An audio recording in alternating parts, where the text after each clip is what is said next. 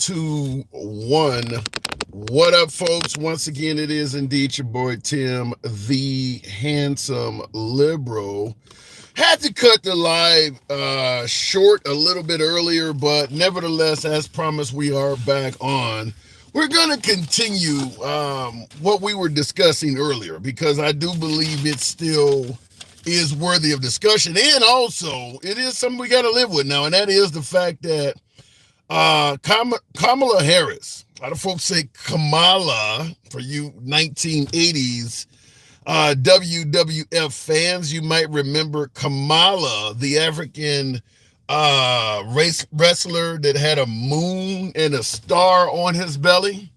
You got to be probably at least 40 to know who WWF wrestling star Kamala is.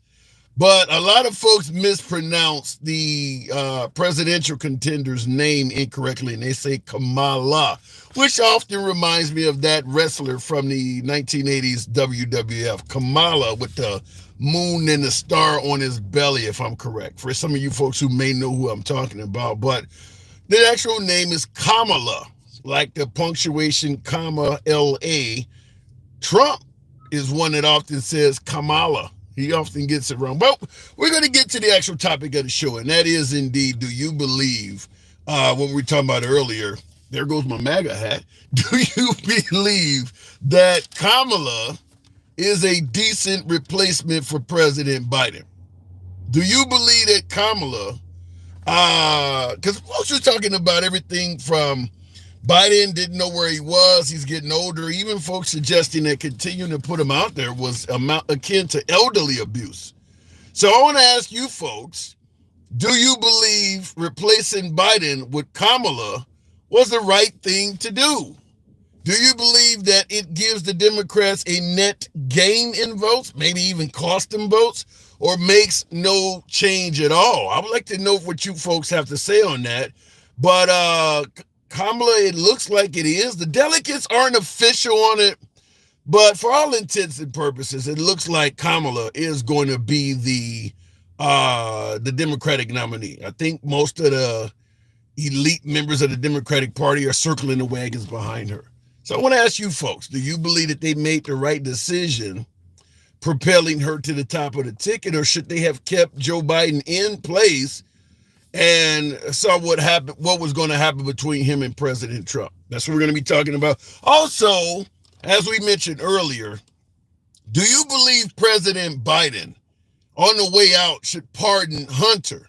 I understand Hunter has still got some troubles and woes ahead of him. Nevertheless, his dad, at least up to January 20 some odd day, whatever it is in January when the inauguration takes place and the official transition of power takes place. So Biden could pardon Hunter up to, mid-January. Do you believe Biden should pardon his son? So I want to run those by you. And also, in regards to Biden's age, do you see it as being elderly abuse? Some folks say that continuing to put Biden out there is akin to elderly abuse. Now, he's gone. He's officially gone, but some say he should step down now. He shouldn't wait. If you're not capable of serving another term, you're not capable of serving right now, damn it. He should step down and resign right now. Is that your take on it? I'm going to go straight to the comment section. You know how the program is ran, despite the lack of my MAGA hat in the background, but you know how the program is ran. We are MAGA friendly. We don't block, ban, or censor anyone for their commentary. Nevertheless, liberals are always welcome on the program as well. So looking in the comments, so who is the president right now? It's Biden. President right now is Joseph R. Biden. But he gets a lot of advice from advisors. I do tend to agree. The man stated he needs to go to sleep early and things like that. Is he all there? We can talk about that. But right now, officially, the president is Joseph R. Biden. Not let him finish. He has served us well. No, let him finish, says Ruben. So you believe we should let Biden finish his term out? Fair enough. It's only 3 months or so. Well, 3 months into election, and then there's another 2 months. The president serves until the new president or the replacement is sworn in.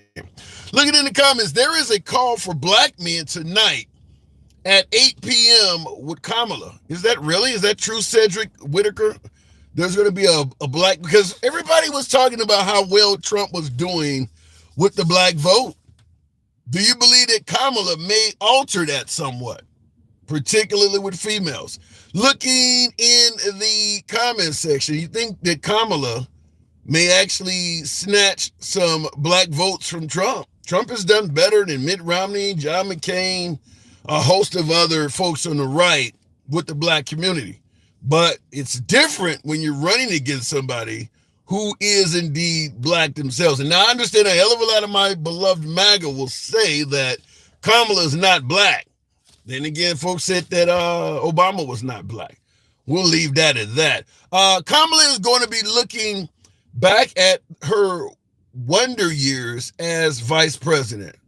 Oh, so what you're suggesting that Kamala is not going to win and her history is going to end at the vice presidential. How many of you folks think Kamala could actually win? By way of yes or no in the comments. How many of you folks think that Kamala Harris has a decent chance at winning? And hell, instead of yes or no, 0 to 100%, what chance does Kamala have to actually win? Gauging it from 0 to 100%.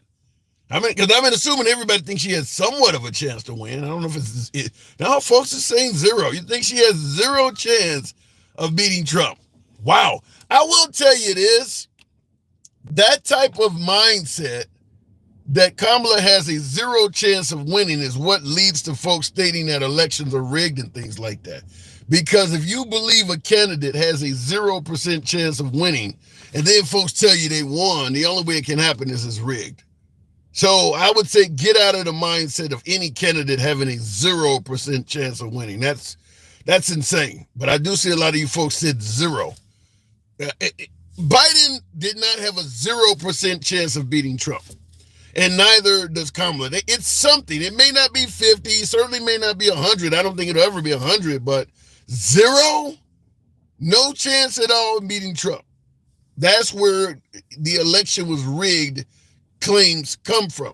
People who believe there's a 0% chance, and then all of a sudden he loses. You know, how can he lose to somebody who had a 0% chance of winning? It has to be rigged. So get out of that mindset. Going to the box, I think this will be the biggest landslide in election history. In regards to that, I can't pronounce the name. What is that? Chrissy or something Lamb. In regards to suggesting it's going to be the biggest landslide in election history, I'm going to ask the obvious 2 words. For who? Who's going to be the recipient of this landslide victory? Is it Kamala? Is it Trump? State your case. Going to the box. Good luck, Democrat, says Paul Spicer. We'll see. We'll certainly see with that. Going straight to the box. Linda. Listen, Linda. Good afternoon, Linda. Welcome to the program asking that question.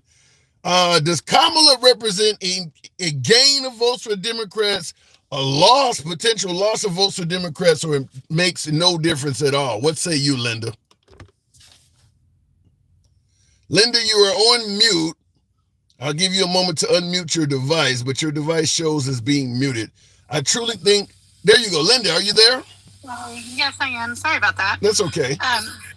I think it's going to be a gain of votes for Democrats. I think that basically I think Biden did well as far as taking the step back and allowing her to come in, because a lot of people were looking forward on the Republican side for Biden to mess up again on another debate and who knows what else, to get more excuses as to why he shouldn't be president.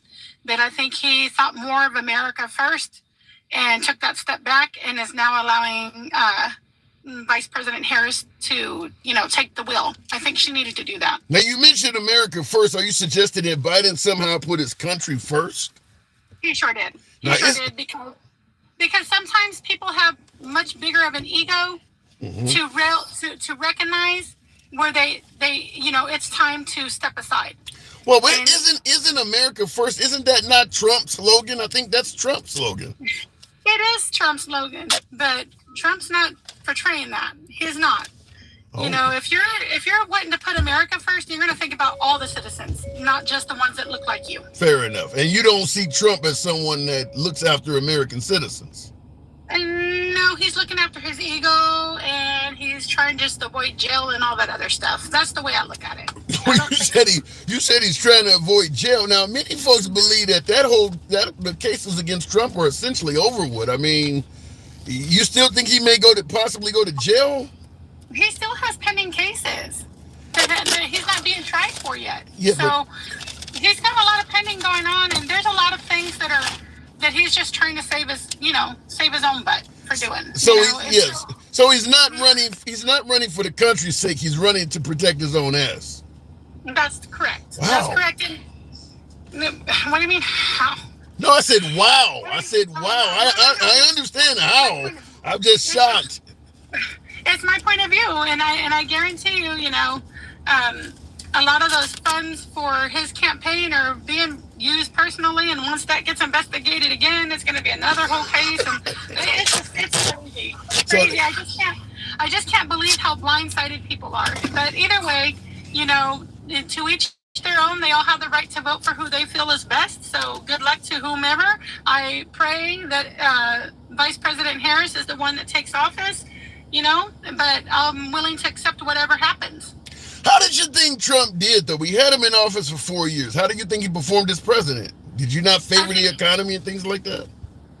No, because it's a trickle-down effect. So, for instance, when Obama came into office, of course, he struggled a lot in the beginning because he was busy cleaning up the government, cleaning up the White House. And so what he did in his time, and remember, the majority of the House when Obama was in was Republican.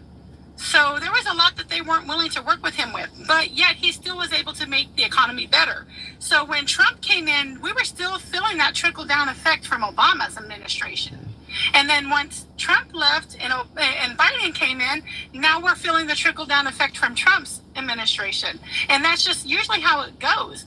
It's like it's a trickle-down effect. I mean, you're not going to go in and change 4 years of government from one day to another. Just because Biden's in office right now doesn't mean we're not feeling the trickle-down effects from Trump. So when someone, now on YouTube, because we run simultaneously on both platforms, on YouTube, a caller is hearing you speak, this is Brandon R, says, if you enjoy 3 times the cost of food, vote blue. So you're suggesting that right now the cost that we're paying for goods and services that is elevated, it's not Biden's fault? No, the majority of the House are Republicans. How is that? Anytime Biden and his administration tries to pass a bill, it always gets knocked down by the Republicans. So how is that Biden's fault? I mean, if y'all Republicans want better things, then Republicans need to get on the ball and start voting. I mean, they're in the House, they're the majority. So if they're blocking everything that the Democrats are trying to do, how is it that that's the Democrats' fault? Yeah. So is it safe to say that you believe Biden, while in office, has done well? Look, he is not as good as I wish, but I think he's better than what we would have had. So what's so bad? If Trump gets reelected, what are you most concerned with? The hate. The hate. The racial hate. We've already got people telling other people that are from here, indigenous, that are here, from here, because they look Latino, Hispanic. We've already got people telling us to go back to our country. Right. I'm putting my hat up. We were here first. But yeah, it's going to get bad. Hate wars are going to get worse. We've already got people shooting at young Latino kids because they look Hispanic, telling them to go back to their country and stuff like that. Where are you at? Where are you at when this is happening? I'm in Texas. If you Google, it wasn't that long ago, a 74-year-old, think he was, 78-year-old guy shot at this Hispanic family, these young boys, telling them to go back to their country and stuff. Wow. It's bad. Even near Houston, that happened too. And so you're suggesting that a lot of the hate we're seeing is likely due to Trump, how he speaks or something? And have you listened to his hate rallies? Give me, well, I've actually been to a couple of Trump. I've been to a couple of his rallies, but I want From to. the last time he ran, his rallies were all hate rallies. I mean, one thing, at least a lot of the racist people were on the racist on the low, but now they're bold. Wow. They're bold. So I'm just, I don't know. I'm not looking forward to it, but it is what it is. If he does get voted in, we already know what to look forward to. We already know what it's going to be all about. Wow. That's certainly something to be concerned about if you feel that way. And you're not the only one. I've heard other folks come on the show and state that they also felt that when Trump was in office, folks seemingly felt comfortable being out and about, bigoted or racist as you're talking about. But you believe that Trump himself, do you believe Trump himself personally is bigoted or racist at all? Oh, definitely. Definitely. I mean, there's, 1994, where he's challenging indigenous people in their casinos, telling the you don't look Indian? Look native. Yeah, they don't look Indian. Like, come on. But does that make him, but Linda, does that make him racist if he says the person doesn't look Native American? Yes, and the same thing is his own dad was part of the KKK. That's proven fact. Really? Was he? Yeah. Wow. If you look it up, his own dad was part of it. So but can you blame Trump for what his dad was a part of? We can't. But yet, in his rallies alone, it just shows you what they're all about. I mean, come on. There's videos from the last time he was up campaigning where they're pushing this black young lady out of the rally. I mean, surrounded by all these people being mad at her, pushing her. Some old veteran over there pushing on her too, and she's like, she turns around and looks at him like, hey, I'm going, and they're still pushing her on out. Other of his supporters spitting in the face of other supporters and stuff like that. Wow. It's just crazy. Yeah, it's Hispanic. I mean, you can just YouTube it, you'll see it. It's all there. This is stuff that's happened in front of our eyes, and yet we tend to seem that we're accepting that as normal, and it's not normal. You shouldn't have that type of freedom to spit in somebody's face. I don't disagree with that. Or you shouldn't have that. You shouldn't have that. Yeah. All right. Wow. That's some frightening stuff. All right, Linda, I do appreciate you coming through. Man, that's scary. Hopefully, is it possible maybe Trump, after having someone attempt to take his own life, maybe he's a changed man? Oh my gosh, I don't even think that. I don't even believe that. I'm sorry. I'm sorry. No. He's over there trying to tell everybody that because now he's got a criminal picture, he can now relate to black and Hispanic folks and shit like that. I'm sorry, but no, that's unacceptable, period. It's like he tried not to be racist, but yet he's still racist. It's part of his roots. Oh, let me ask you this, because this is a question that came in regards to our conversation. And by the way, JP Farms, thank you for that hiding mustache. I appreciate your support. Captain Taco, this is the individual's name, Linda. Captain Taco, wow, says Latinos just want their families to be sent home. I'm Canadian and want to be an American patriot. This woman is an embarrassment. Referencing you. Okay, Captain Taco, do you know how many Canadians are illegal here in the U.S., but they never get vetted or anything like that or get deported? You know why? Because they're white. Wow. That's why. So you're suggesting that Trump gives privilege to those who are white? Of course. All right. They're under the radar. They're under the radar. I worked with a nurse who was from Canada. Her visa expired. And she was all like, why are you afraid, man? You're white. You look white. So nobody's even going to go question her. Nobody's going to question her. Wow. Other than the employer, when it comes back around to do our audits, that's the only person questioning her. But yeah, a lot of Canadians here. There are a lot of Canadians here without legal status and expired visas. So you're teaching us something. I got to move it on, Linda. I didn't know that, by the way. Appreciate you coming through. Okay, you have a good day, sir. You too. What do you guys think? Did she miss the mark? Now she's stating that, under Trump, it seemingly appeared as though folks felt a little bit more comfortable expressing a hateful mindset. I've heard this a number of times on the program. By the way, tap the screen, get the likes on up to about 20,000. We got over 1,000 of you in it. Hell, 30,000 if you let your thumbs not be lazy. Same on YouTube. Smash that like button. This is a late evening continuation of broadcast. Understand we don't block, ban, or censor anybody. So you may have heard my last guest and totally disagree with everything she was saying. If you come in the box, you can counter it in any way, fashion, or form. You don't have to worry about anyone in the box, anyone in the comment section causing you to get censored or have your free speech limited, even if you're critical of the host. That's how we run the program. It's all about free speech. We don't block, ban, or censor anyone. We go left of Bernie Sanders to him having dinner with QAnon. Everyone gets to speak. Tap the screen, get the likes up to 20,000. Looking in the comments, they came across the northern border. Yeah, but she's stating that they are a bunch of Canadians. She's saying that there's a lot of Canadians here that are undocumented as well. That does not get discussed by the Trump administration. It's generally things happening south of the border. He does not put a bunch of highlight on that, if that is true. Trumpers will also support Trump for fear of having a black female president in regards to Kamala Harris. You think that's true? That folks are going to blindly go the other way simply because Kamala Harris is black? You think her race will matter that much? Wow. Looking in the comment section here, Hispanic people are my people. I'm glad I grew up with them, says Andre Davis. Well, I'd be curious to know what the Hispanics thought of Nikki Haley. Certainly be curious to think of that. Going back to the box, though, Hydro 420. Good afternoon, Hydro. Welcome to the program. Hydro, are you there? What's going? Yes, I'm there. Can you hear me? Loud and clear, sir. So what do you think, Kamala?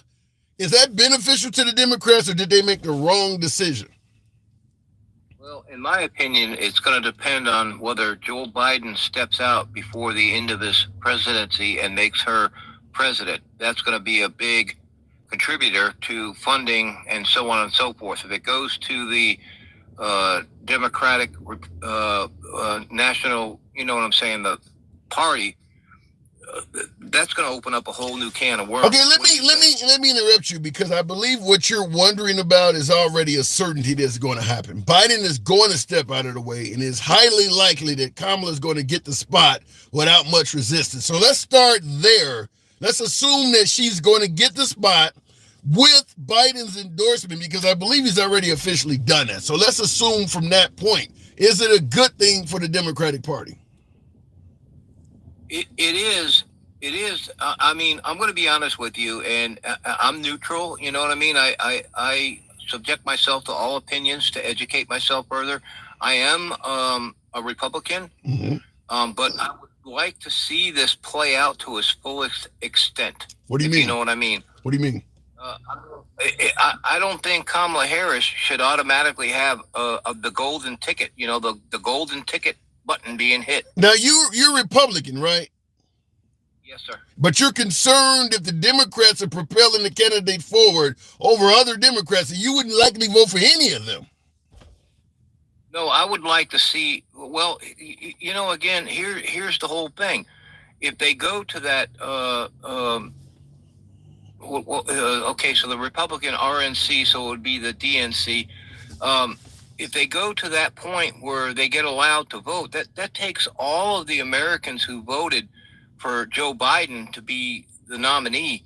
It just takes it out of the hands of the people who voted. It just says, sorry for your luck, this is what we're going to go to. Yeah, but wait, hold on.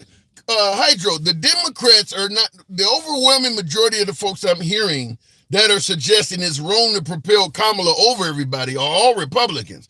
So even if they put it up for a vote between her and Gavin and Whitmer, and most of the people that are complaining ain't gonna vote for any of those folks. They're already in the camp for Trump, but they're complaining about how the Democrats are running their side of the election.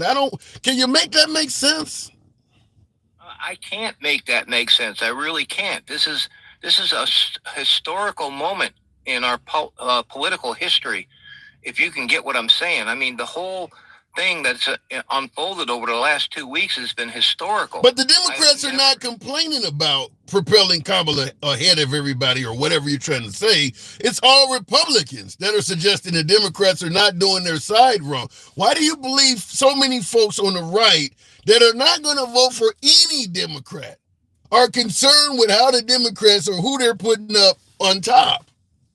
Well, liberal, I can say this. It's the same thing with the Democrats. They don't care who they got to vote for. They're voting Democratic. I mean, there's two sides of a coin. No, I'm not disagreeing with that. What I'm saying is this. I agree with you that the right is going to vote for Trump and the left is going to vote for any Democrat.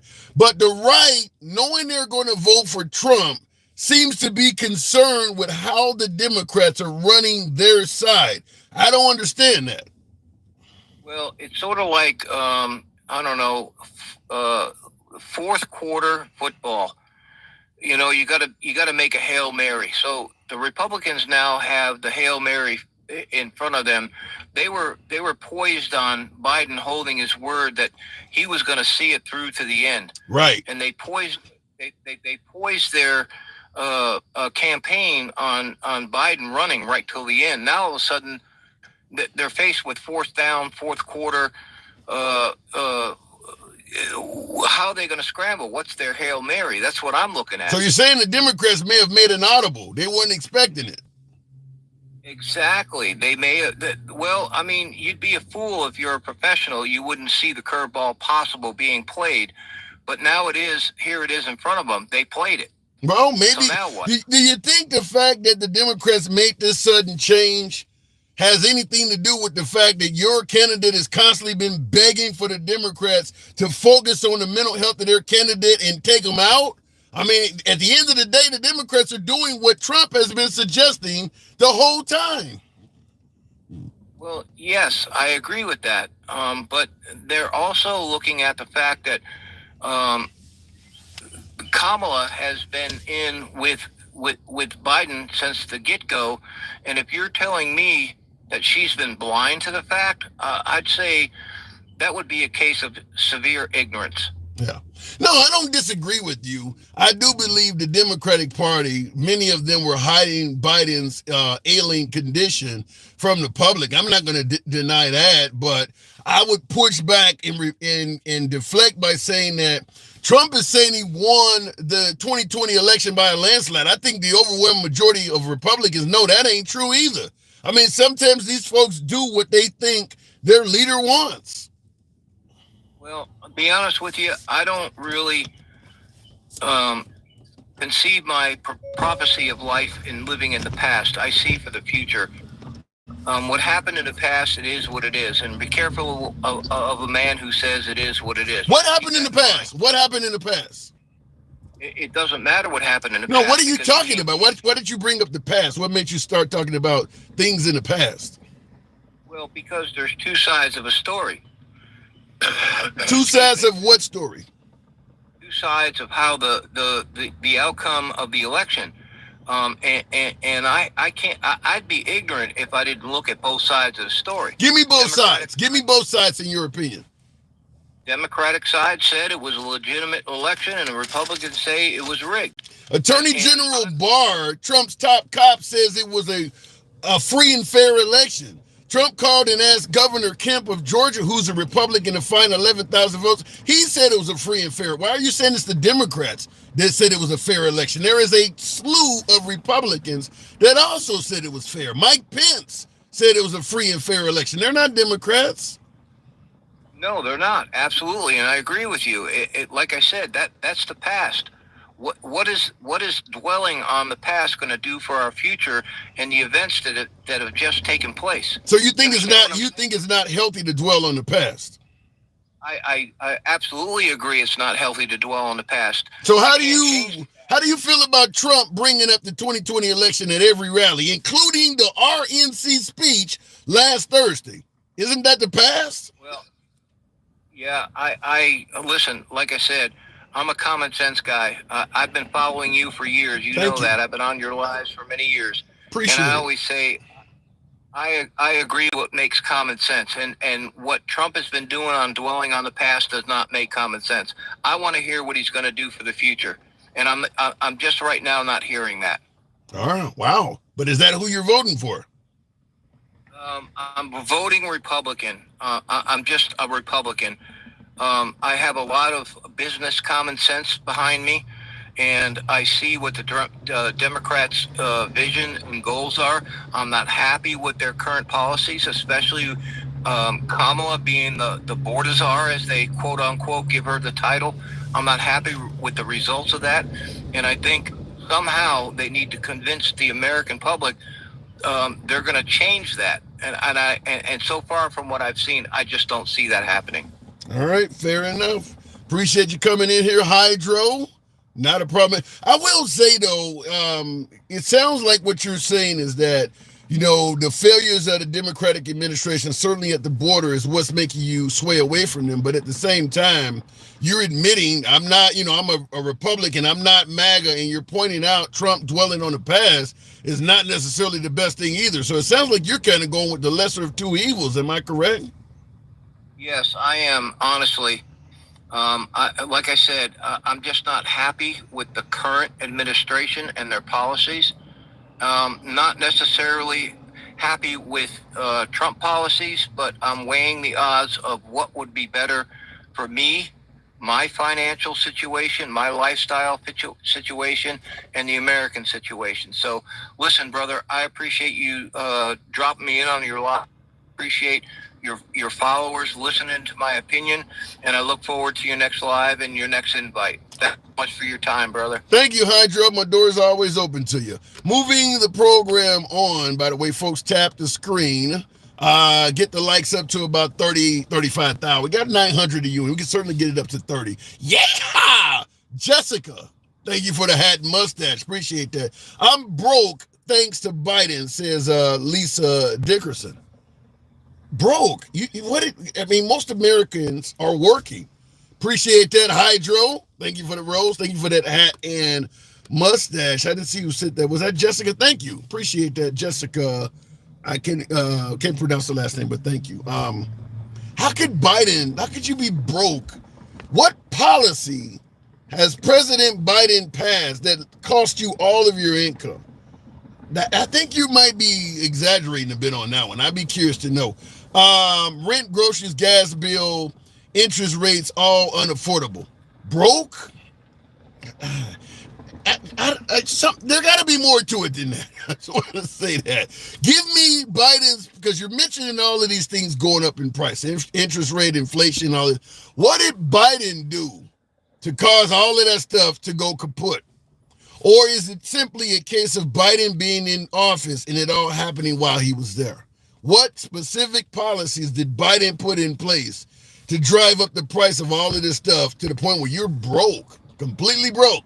And I see in the comments, and Amber Corner, something says that's a figure of speech. That's an exaggeration of speech. I mean, that's pretty heavy to say the man, she's completely broke because of Biden. The inflation is worldwide. Apparently that is true, Adamus. That is true. He got elected. Is what he did. All right. Well, we're asking a question on the program. Is the Democrats propelling Kamala Harris to the top of the ticket? Is that a good thing for Democrats? Not the country, but for Democrats. Is it a good thing that they put Kamala at the top of the ticket? Will it lead to a net gain in votes? Maybe a loss in votes, or maybe make no difference at all? I'm asking you folks. And I'm going to be also asking, should President Biden on the way out pardon Hunter Biden? I mean, if he's only going to be around for another 5 months, should he take care of his son on the way out? Continuing on with McCa. Good afternoon. One of my subscribers, I always get him first digs. Appreciate you subscribing to the program. McCa, good afternoon. Welcome to the program. Hey, man. How you doing? Great show as usual. Thank you. I appreciate that. Thanks for tuning in. So you think Kamala was the right choice for Democrats? You know what, dude? I'm gonna go back to what that guy said before. I think you're taking the vote away from the people. Not that. I mean, to say I don't care about what the Democrats do. Obviously, I do. But with Joe Biden quitting and Kamala coming in, and they haven't made her the candidate yet, but taking away the process the way they did, I mean,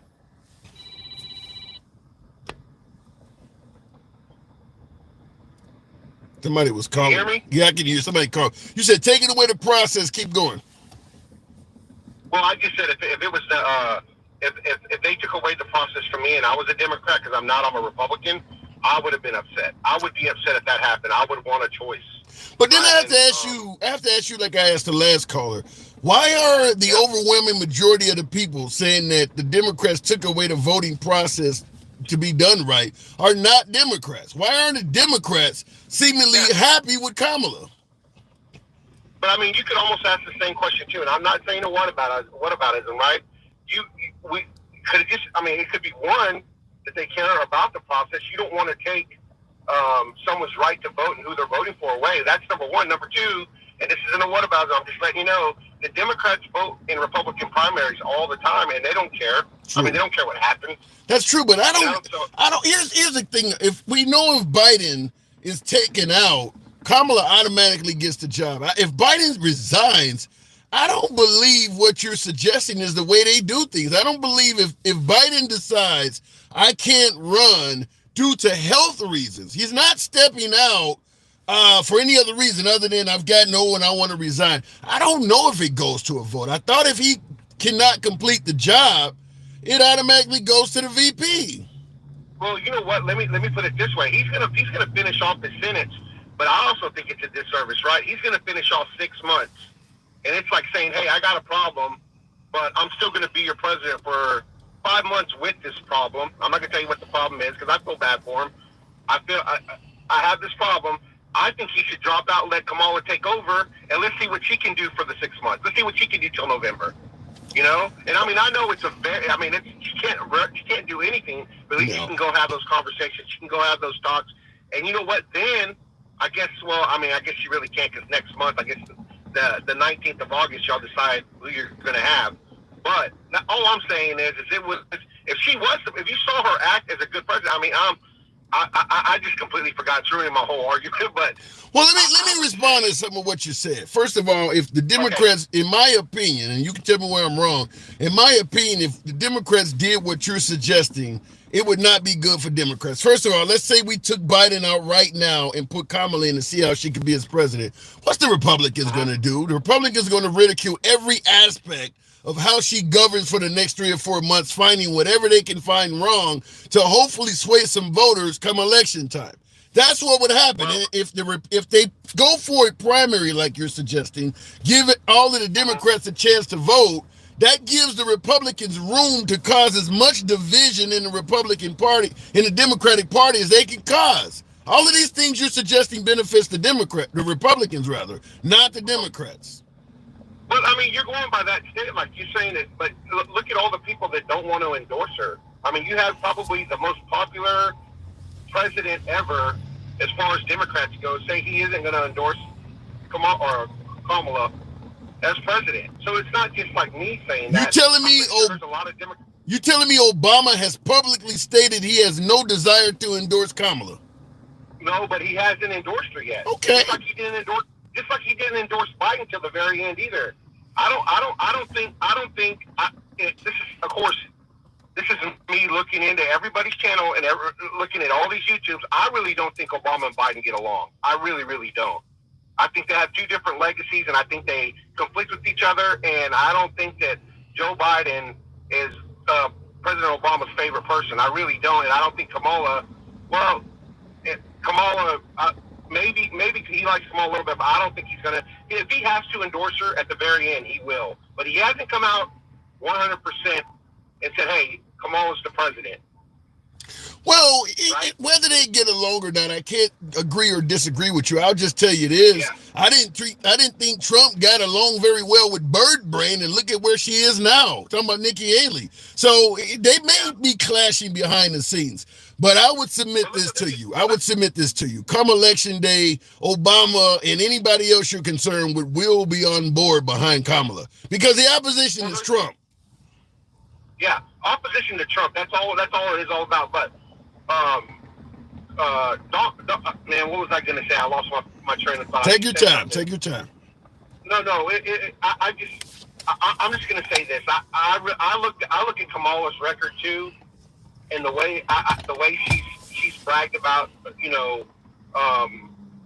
keeping people in prison and building more prisons and being a prosecutor.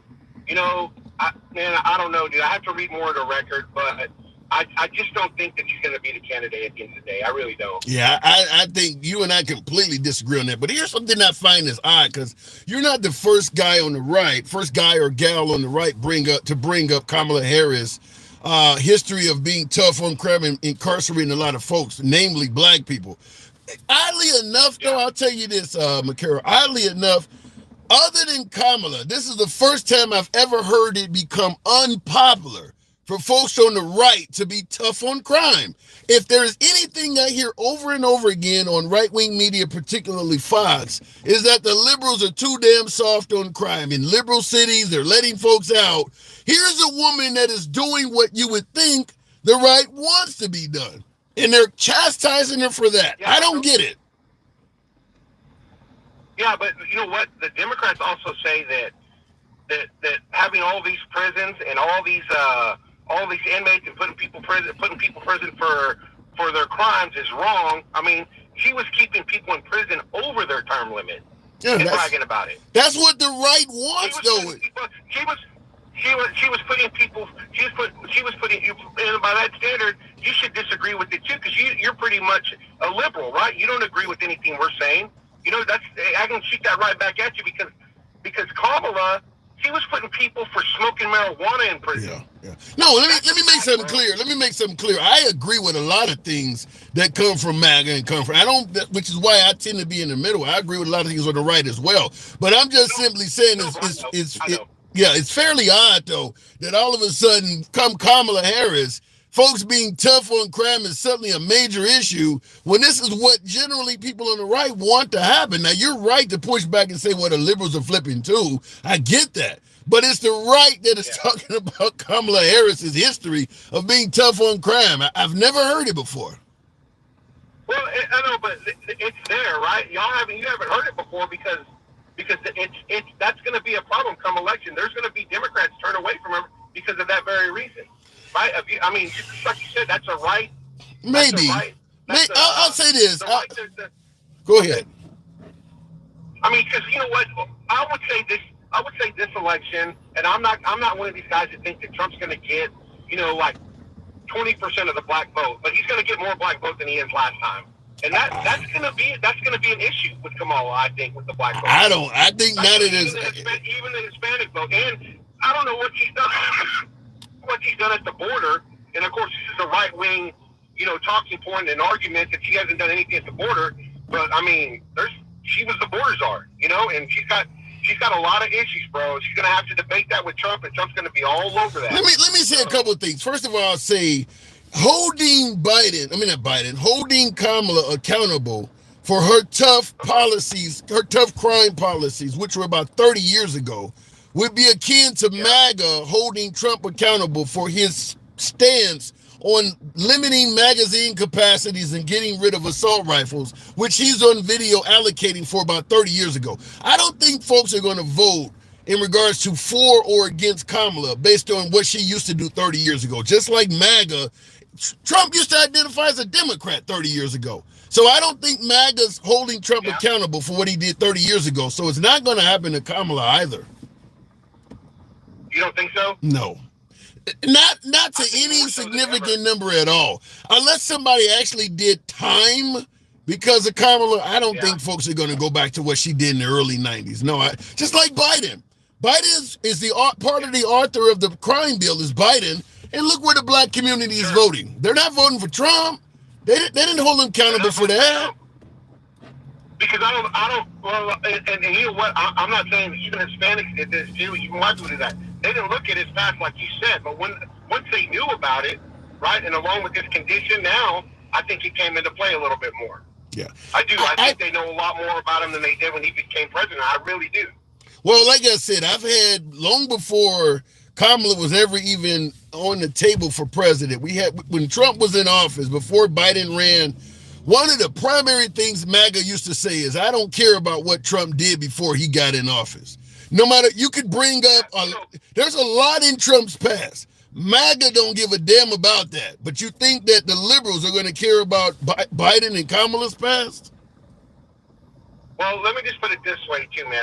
I'll give you that. Then I'll say that maybe they won't care. But let's look at anything she's done on stage, and I'll go with the last primary in 2020. And I wouldn't even say she was even the fourth best debater on the stage.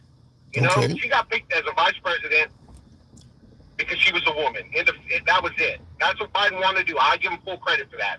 But even when she's debating on stage, and even when she was doing those primaries as a Democrat, I don't even think she was the third best debater on there. You know, and of course she's the one that made that argument that Joe Biden was a racist on stage. Yeah, but you do realize. I'm agreeing with you here, saying that maybe it won't matter that she was a tough prosecutor, kept people over their limits, and wants to build more prisons. You know, I don't know. I mean, that's going to be something that the Democrats are going to have to look at when they make her make her their candidate. You know, but if you're going to point out Kamala referring to Biden or eluding that Biden was a racist, and you're 100% correct, she did do that. If you're going to suggest that her pointing to Biden and saying he's a racist is some Democrats are going to look at, you do realize J.D. Vance, Trump's vice presidential candidate, compared him to Hitler, right? He did the same thing. Yeah, exactly. But you know what? Like, he changed his mind. He said that he agreed with everything Trump does. I'm just saying, bro. He did. He changed it. Ever said that Joe Biden was not a racist? Has she ever come up there and said, hey, look, Joe Biden is now the greatest president? Well, maybe she did say he was the greatest You damn right he changed his mind when the vice presidential job came knocking. Yeah, he changed his mind.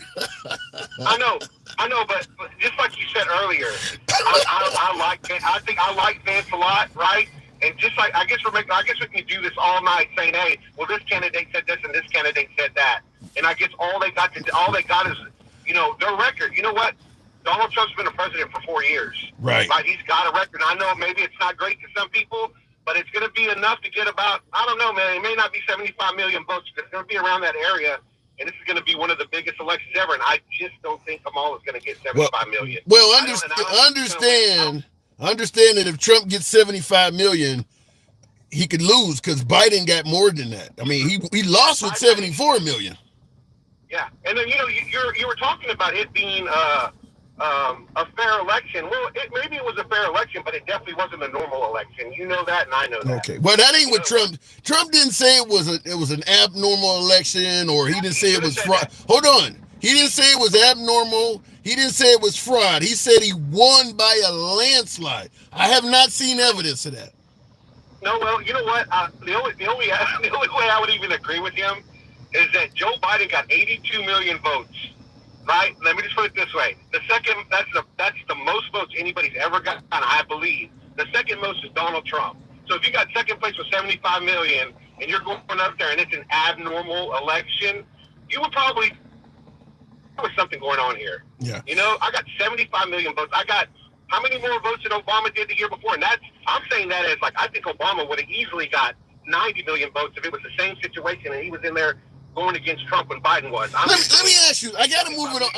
I gotta move it on. But let me ask you something. When you point that out, why do we assume Biden's numbers are fake, but Trump's numbers are genuine? Maybe all of his 75 million votes are not accurate. Why do we automatically assume his votes are all accurate and Biden is the one that's got stolen votes? Well, I would say, well, you already tried to make that argument in 2016 with the Russian collusion and stuff, and I just don't think it would fly the second time. All right. I think that flew out the door, you know. So I mean, if it was fair, if it was a crooked election 2016 and all this voting stuff is not working for everybody, but all of a sudden 4 years later, the very next election, hey, we got a perfectly fine election where Joe Biden, and don't get me wrong, bro, Joe Biden is an excellent debater, and I think he served his time as a politician. I give him credit for that. But I never saw him as presidential material, and even people back then when they voted for him, 30, 40 years ago as a president, they didn't think that either because he didn't even get 1% of the vote. All right. I'm just saying, all right, hey, man, thank you, and great channel. Appreciate it. Good talk. And at the end of the day, that's what I often say about Trump's claims that he won by a landslide. Now, my last guest said, at the end of the day, I think, because y'all brought up this Hillary Clinton Russian collusion, but it's all based on think. In regards to Trump having actual proof that he won by a landslide, it doesn't exist. If you ask folks who do believe Trump won the election, they're going to point to all sorts of fraud that they believe took place.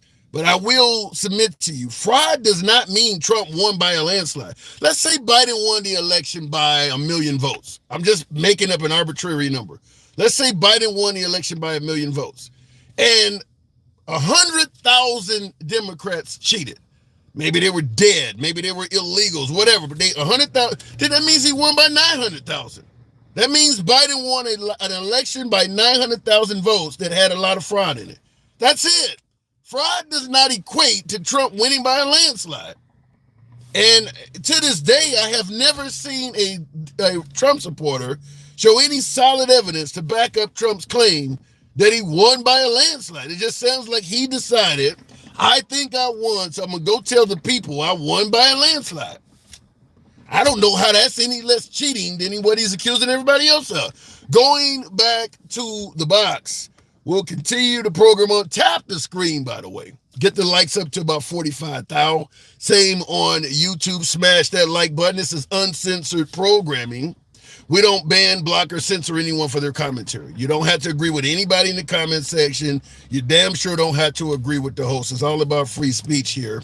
Do you think Joe Biden is alive, says Johnny Owen. Trump does. Apparently my last caller did. It's a lot of people that do seem to believe he's alive, so I got to go with them. You would brag a lot, too, if you own billions in assets and monetary. I don't know about that. There's a lot of folks that are wealthy that don't go around bragging every damn day. I don't see Bill Gates out there bragging. Having money don't mean you need to go tell the public, I got it. What did the guy say? I got all the money in the world. Compare me to you and then kill yourself. No, you don't have to do that. You don't have to brag because you're rich. A lot of people don't like folks that brag when you got to go to work every damn day and sweat your ass off to earn a few pennies. Do you want a commander-in-chief that looks at your peon salary and brags about how much he got? You know what he told Ted Cruz? Compare my wife to yours, and who would you choose? Do you want that? Going back to the box. Echo. Good afternoon. Welcome to the program. I don't know what just happened there. Trump isn't presidential material, and his immigrant wife. Ooh. I don't know who just said that. That was Amira. You don't believe Trump is presidential. Same with January 6th. Fair enough. Melissa, by the way, we're asking if the Democrats did the right thing with Kamala. Will it amount to more votes than Biden? Less votes than Biden, or make no difference at all? Let me try it again in the box. We'll go to Smoke. Taking in all the smoke. Good afternoon, Smoke. Welcome to the program. Smoke, good afternoon. How's it going? Going good. So you seem to be an African American, am I correct? Yes, sir. I'm hearing that Trump is going to get the black vote. What say you? All right, so I disagree with that. I think Kamala Harris gonna get the black votes because of what happened when Barack Obama won. I think melanated people like to see melanated people in that position, regardless of their background, regardless of any of that. It just shows a different look for America. But think about what you just said. You said you believe melanated people like to see melanated people in the position, regardless of their background. How would you respond to somebody who might say that's racist? If all you're voting for a black person is because they're black and you don't care nothing about their background, is that not acting racist? It's the history of the country we come from. We come from a background of a racist history, right? So you're fighting racism with racism? No, I'm not fighting racism at all by being happy that one of our people get a chance to run the country. The last 200 and something years, only one race ran the country for over 200 and something years, right? But you're bringing up racism to defend what you're doing. No, I'm telling you why I think that Miss Harris will win the black vote. But you stated that Harris is likely to win because melanated people like melanated people in there, regardless of their background. Yeah. They did the same thing with Barack. They did the same thing with Obama. What Obama did for melanated people, besides put a rainbow flag in the White House? What Well, the Universal Health But we Care don't. Act. But we Wait, don't. hold on. Let me We answer don't. that. Let me answer that. The Universal Health Care Act undoubtedly benefited a hell of a lot of blacks because we're the bottom of the financial bucket of this country. So if you're going to give universal health care, we're the ones that are most likely to benefit from it. Did Trump come in and overturn it? No, he failed. Thanks to John McCain. Remember the thumbs down? Okay, let me ask you this and see if I'm correct. Didn't Hillary win the popular vote, and then the electoral college vote overturned it? Yeah, you're not likely to see a Republican win the popular vote anytime soon. So the electoral college vote plays a major role regardless of who we vote for, right?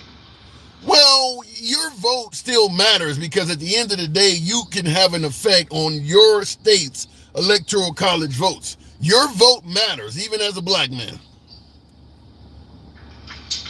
Okay. I just like I said, I just think Miss Harris gonna win the votes out of the melanated votes because of that, because that's just how our people roll. That's just how we roll. I promise. So, because Trump is bragging about getting a black vote, so you do believe that's hogwash. What about the women's vote? They definitely gonna get she's definitely gonna get the women vote. So, because like I said, listen, first, you know how I said our people like to see that when they come to our melanated women, they want to see themselves on that platform more than anybody. I agree with that. I don't. Yeah, that's like the whole Jews will not replace us, but blacks don't want to be replaced either. So blacks are kind of doing the same thing as well. We're going to defend ours just like the folks yelling, replacement theory. I mean, I get it. People want to see their image in certain positions. So, when we're talking about the black female vote, you're suggesting that Kamala is going to get just about all of that. That's just how I feel about it. I'm not guaranteeing anything, but let me ask you this: when black people are in office, do you think that they're concerned about the black issues, or should everybody worry about their own people? Well, that's a good point. I'm asking, like, how do you think? That's a good point. According to Trump, he did more for blacks than anybody since Abraham Lincoln. What say you? But can he prove that, though? No. I mean, a mouth can say anything. No, he can't. I think they just kiss up to us around voting time. No, he can't prove that for sure. I think they just kiss up to us around voting time, and then after that, then it's back to the basics. Yeah. I mean, like, who's gonna write an executive order saying that it should, instead of giving cops immunity, let's put an executive order into place saying that you can't unalive an unarmed person regardless of their color. I think because in our race, it goes on way too often. Well, Trump says they kill whites more than blacks. But Trump says a lot of things that he can't prove. Yeah. Well, Trump also stated that there's an anti-white bias in America, that white people are the ones that are being ostracized. He also says that. So I think Trump is the total opposite of what you're talking about. So do they hide it from the media? I'm just playing devil's advocate. All the things is on the media. I mean, we're all over the media. I just watched a melanated female, two men officers. Why did you have to unalive an unarmed female? It's like just unaliving for no reason right now.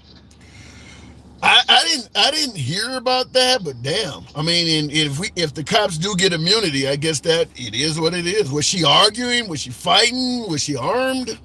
No, she wasn't armed. But listen, just like you were saying, if you came into contact with an officer, what if you was freedom of speech and saying something they didn't want to hear? Yeah. Do you deserve to be shot? No. Freedom of speech can definitely get your ass beat by police. There's no denying that whatsoever. Oh, yeah, of course. Yeah, that can certainly get your ass beat. So that goes against anybody suggesting that as long as you comply and don't break the law, the cops will. No, if you freedom of speech to a cop that wants to know what you have to say, that can get your ass beat. That can certainly get you mistreated. If a cop knows you know something that could solve a big case and you're deliberately choosing not to speak, Yeah, that cop may do some things to you. The idea that they're just going to let you walk and get away with that, or they know you got something in your car or your house that you don't supposed to have, and you're on the porch or you're standing outside of your car saying you need a warrant first, that ain't always going to cut it. Let me ask you this: racism is a hatred thing, right? I would agree. Yeah. Racism is hatred. So even if I am doing what you ask, and if you just hate me, then you most likely to hurt me just because you feel like it, because you already hate me. Yeah. So that's what racism is. I mean, so if you're dealing with a cop that's racist, then you kind of in trouble if you behind the barrel of a racist cop. Because at that moment, if racism is hatred, that means I want to do something to you. Yeah. Well, if you're dealing with anybody, that does not like you for whatever reason, and you start, that is not the person to mouth off to or piss off in any way. Because if they already don't like you, then it kind of, and I'm not just saying blacks, I mean anybody. They're kind of looking for a reason, kind of like a fuck around and find out deal. If they already don't like you, then you start mouthing off, it's not going to go well. It's not in your best interest. I mean, I wouldn't challenge an officer of the law just because it's for my safety, and I know they have to protect themselves. Right. Like we all know, all cops aren't bad cops. True. You know. But you don't know. You don't know when you're encountering if the guy is good or bad. You don't know any of that. Oh, right. Yeah. All right, Smoke. Appreciate you coming through. Hey, I appreciate you for having me up. I watch it live all the time, man, and it's just good content, good information. I'm always trying to learn something, but thanks for having me on the show. Anytime. Come on back anytime. Smoke. Looking in the comments, what would you call me as a white kid in middle school, nearly getting jumped by 40 black students and non-students at school just because of my shoes? You are a victim of a hate crime. Handsome healer, that's what that would be. And listen, there is racism in all races. I'm not going to pretend like blacks can't be racist, Hispanics can't be racist, or white. But I will tell you, it's generally different how it happens.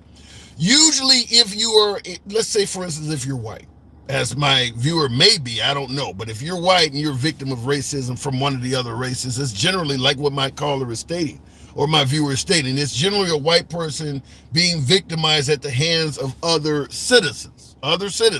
Going in a club where a lot of blacks or a lot of Hispanics don't want you there and they're trying to beat your ass or whatever the case may be. It's usually racism at the hands of other citizens. If you are a minority and you're dealing with racism, it's generally from people in a position of power. Cops, banks, people who can actually have far more control. It's not generally a bunch of citizens beating you up. It's usually people coming from a position of power. What is the difference? If you are white and you're being victimized, you are the victim of racism, you can dial 911 and hopefully get some relief.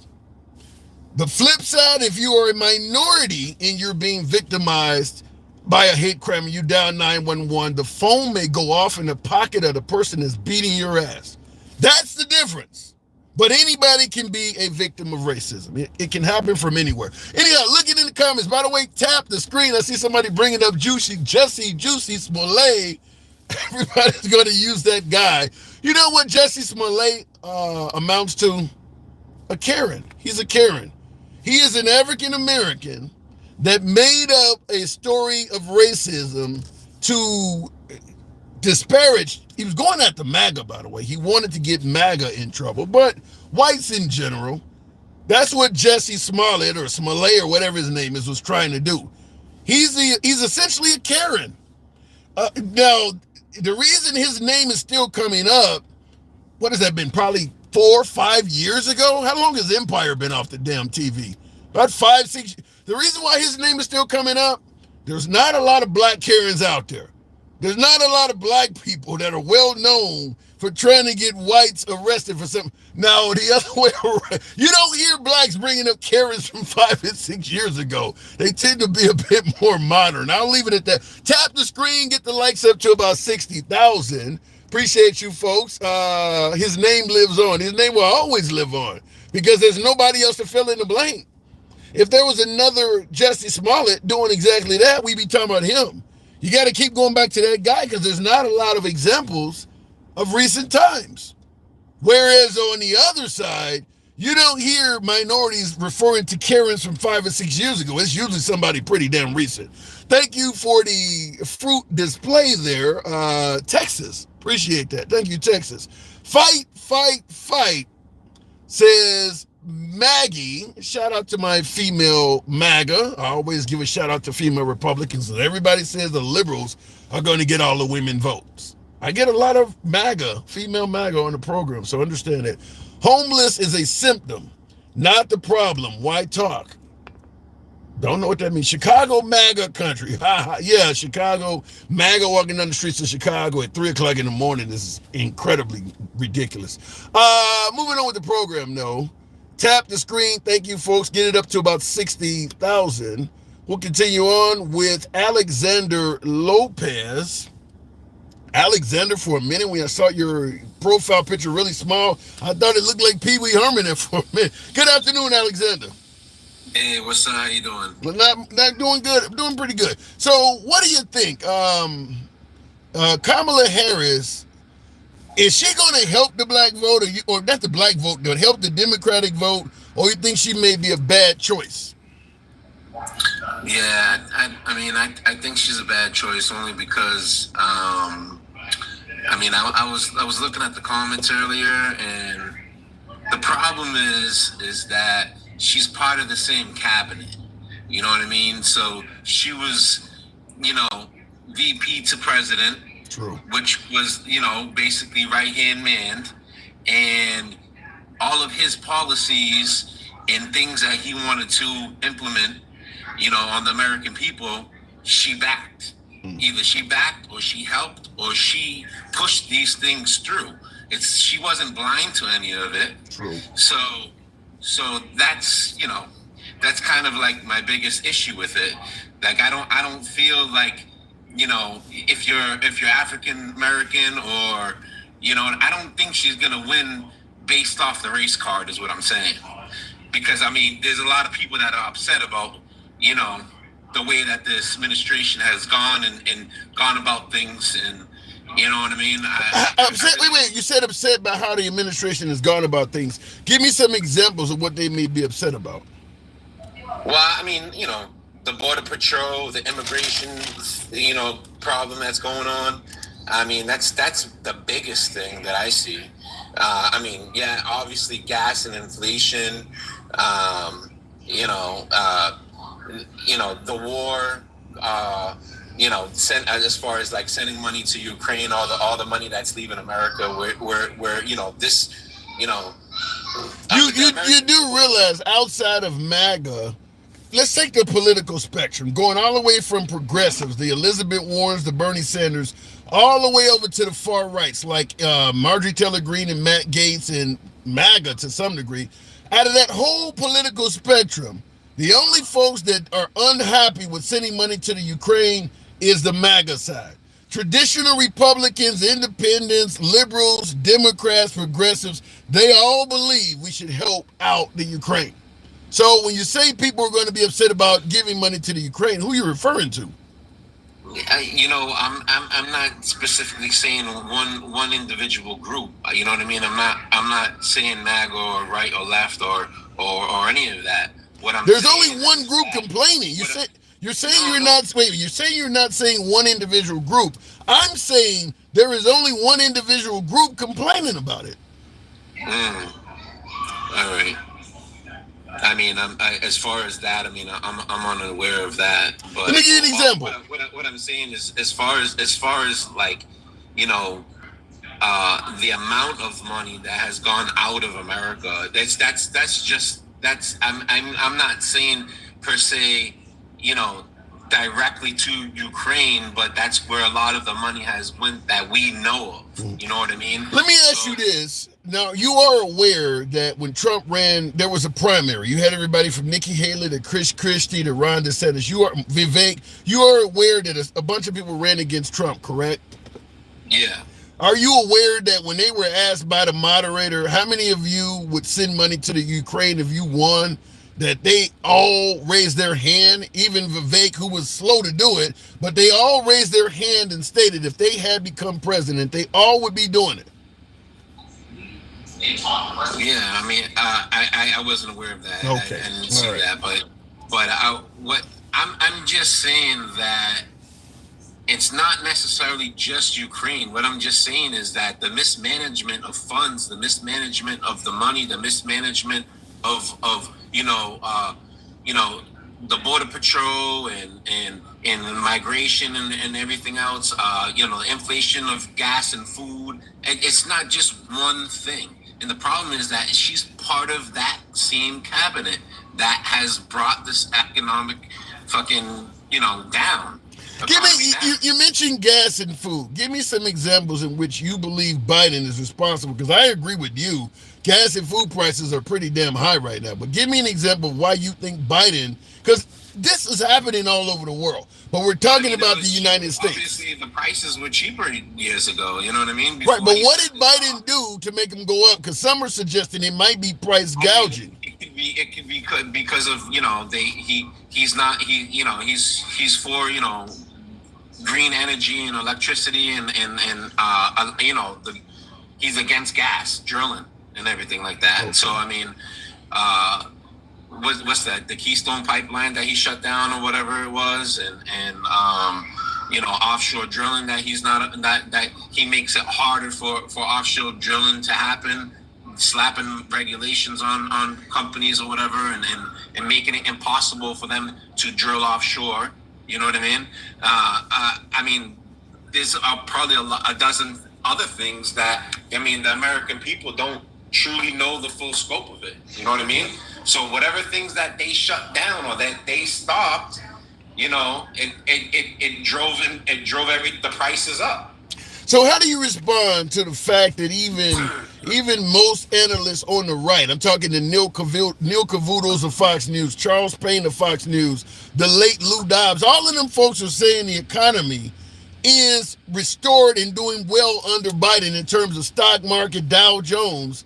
Do you think they're making it up? I mean, all those numbers can be manipulated. You think the right? You think financial analysts on the right would manipulate the numbers in favor of Biden? I mean, anything's possible, right? Why? Why would they do that? I mean, it just all depends on whether or not who they want back into office. You know what I mean? Right. Just like Biden right now, they don't want him in office, so they're pushing him out. You know what I mean? There's been reports that he was pushed out by Obama and Pelosi now, and that he wasn't taking it. He wasn't taking it good. You know what I mean? Okay. Well, I'll respond to that by. Go ahead. You just don't know, what's happening behind closed doors, and that's just the fact. I mean, all the big deals and all the big things that have happened that have affected this country has been from behind closed doors and a few select people making deals. Well, let me respond to you by saying this. In regards to the notion that Pelosi or one of these folks pushed Biden out, if they could have pushed Biden out, he would have been gone months ago. The fact is, Biden stepped down to the surprise of many in the Democratic Party because at the end of the day, it was his decision. They begged him and suggested he step down, but didn't nobody push him out. If they had the power to push him out, he would have left after the debate. The fact that he was able to stay shows he wasn't getting pushed out. His last speech, when he was talking, he was saying that he was here to stay and he wasn't going nowhere. So Trump goes, he has his rally or whatever it was in Pennsylvania. Then Biden comes up with COVID, and then he magically says, "Oh, I'm out." It wasn't no magic to it. Every single day, more and more Democrats were saying Biden needs to step down, and Biden is on video saying, if people could convince me that I have no path going forward, I would step down. And he stated when he said that, but nobody is telling me that. So more and more people came out to prove, yeah, people are telling you that. The guy kept his word. He didn't get pushed out. He kept his damn word. Well, again, you don't know what's happening in the back rooms. Yeah. I mean, there has been, all I'm saying is that I seen even on the news that there was reports of Biden not being happy with Pelosi and you know what I mean, saying that he was forced out. So there you go. I mean, the news reported that. You know what I mean? And I don't disagree. I don't disagree with you that if listen, I'm a 50-year-old man, 52 years of age. I don't like people telling me you can't do what you used to do. You can't jump off garages and climb trees like you used to. I would rather do it, but I know they're right. It's not pushing me out to tell me you can't do something anymore. So the idea that they pushed Biden out, no, it was his decision, and they convinced him you need to realize what you're doing and the harm you could do by continuing on. Like if I wanted to climb a tree, maybe somebody in my family would tell you need to realize your big ass can't do that no more. That's what happened. He didn't get pushed out. He got awakened. Again, I mean, you don't know what happened behind closed doors. Right. Well, if you just want to believe he got pushed out, then there's nothing that's going to convince you otherwise.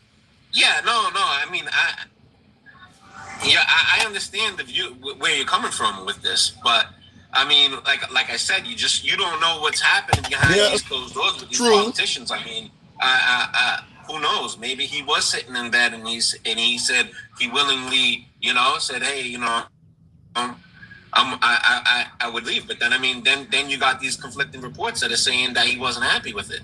So, I mean, what do you do? Yeah, he wasn't happy with it because he didn't really want to honor his word. When he said that I would step down if they convinced me, he didn't realize that the convincing was going to come.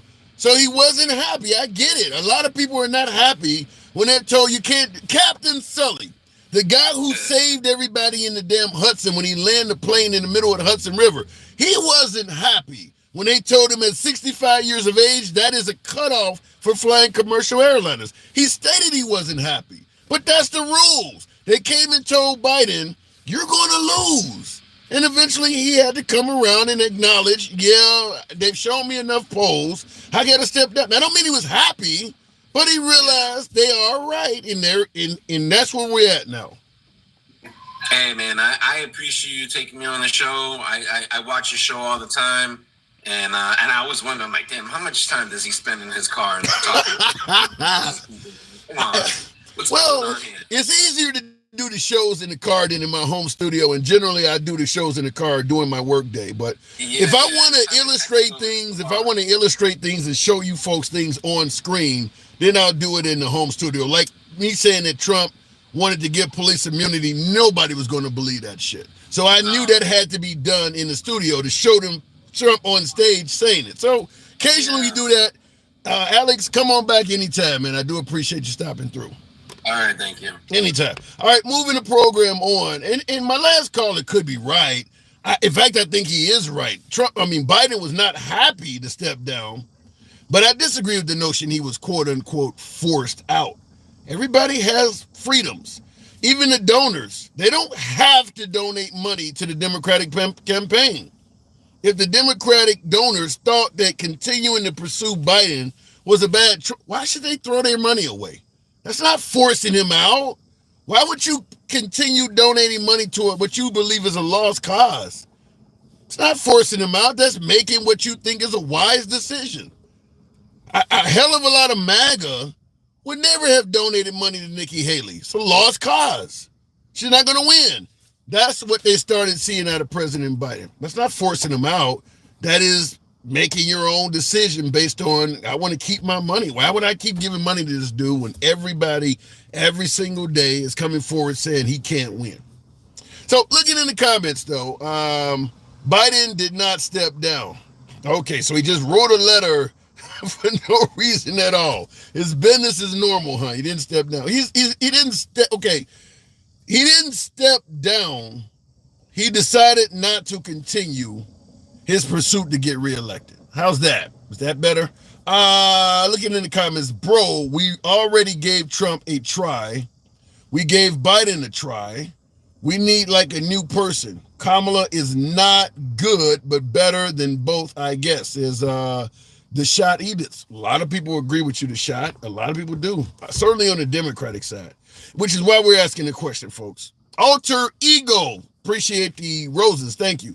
Asking that question, do you believe the Democrats propelling Kamala Harris and Biden deciding not to pursue the run? Gregory, yeah! Thank you for the hat and mustache. Appreciate that. Do you think the Democrats will result in a net gain of votes by going with Kamala, or will it cost them votes? Will they end up losing votes?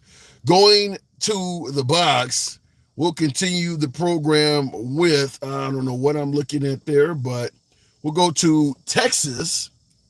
Everything's bigger in Texas. Good afternoon, Texas. Welcome to the program.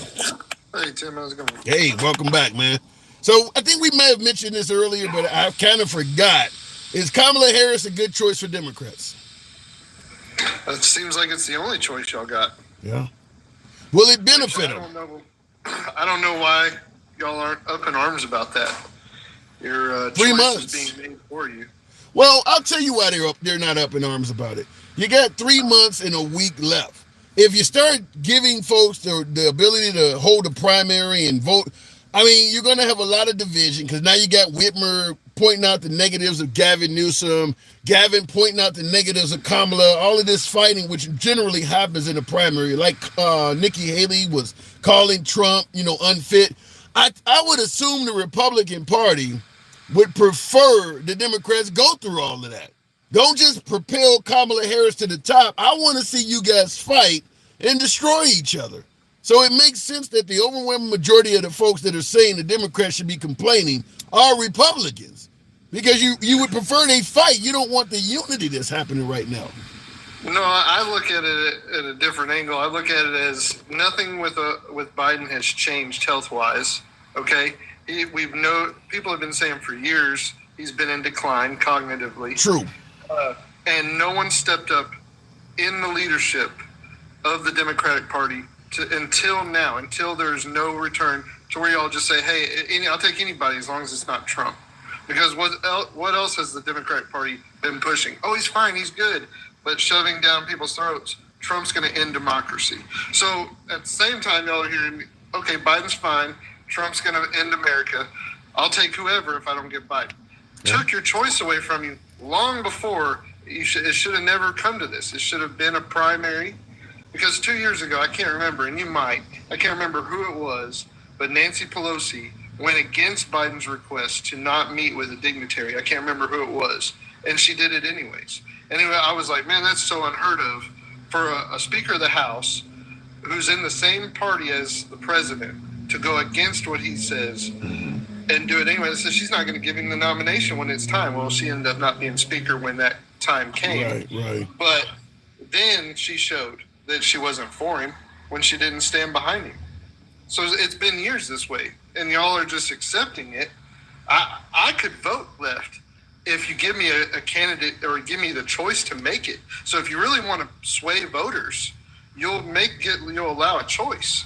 You're not going to do that with 3 months remaining, though. Most people that are voting for Trump believe Biden has destroyed the damn country. You're not going to put any other Democrat up there if you look at the Trump years in office and you favor his economy, or you believe he didn't have any wars or gas prices were cheap, you're going to vote for Trump. There's no Democrat in existence that's going to make you go, well, I'll vote for that guy. You're going to Trump no matter what. Well, you're using, I think, strong MAGA people's talking points, what they look for. When you look at real Republicans, more toned down conservatives, more people in the center that maybe lean right, that don't want that extremeness of Trump. His mouth is a big thing. Like I was on your show yesterday, talking to my mother about it today on her way to her doctor's appointment, talking about how different we are, but we can talk about the same things. I appreciate that. That is true. Thank you.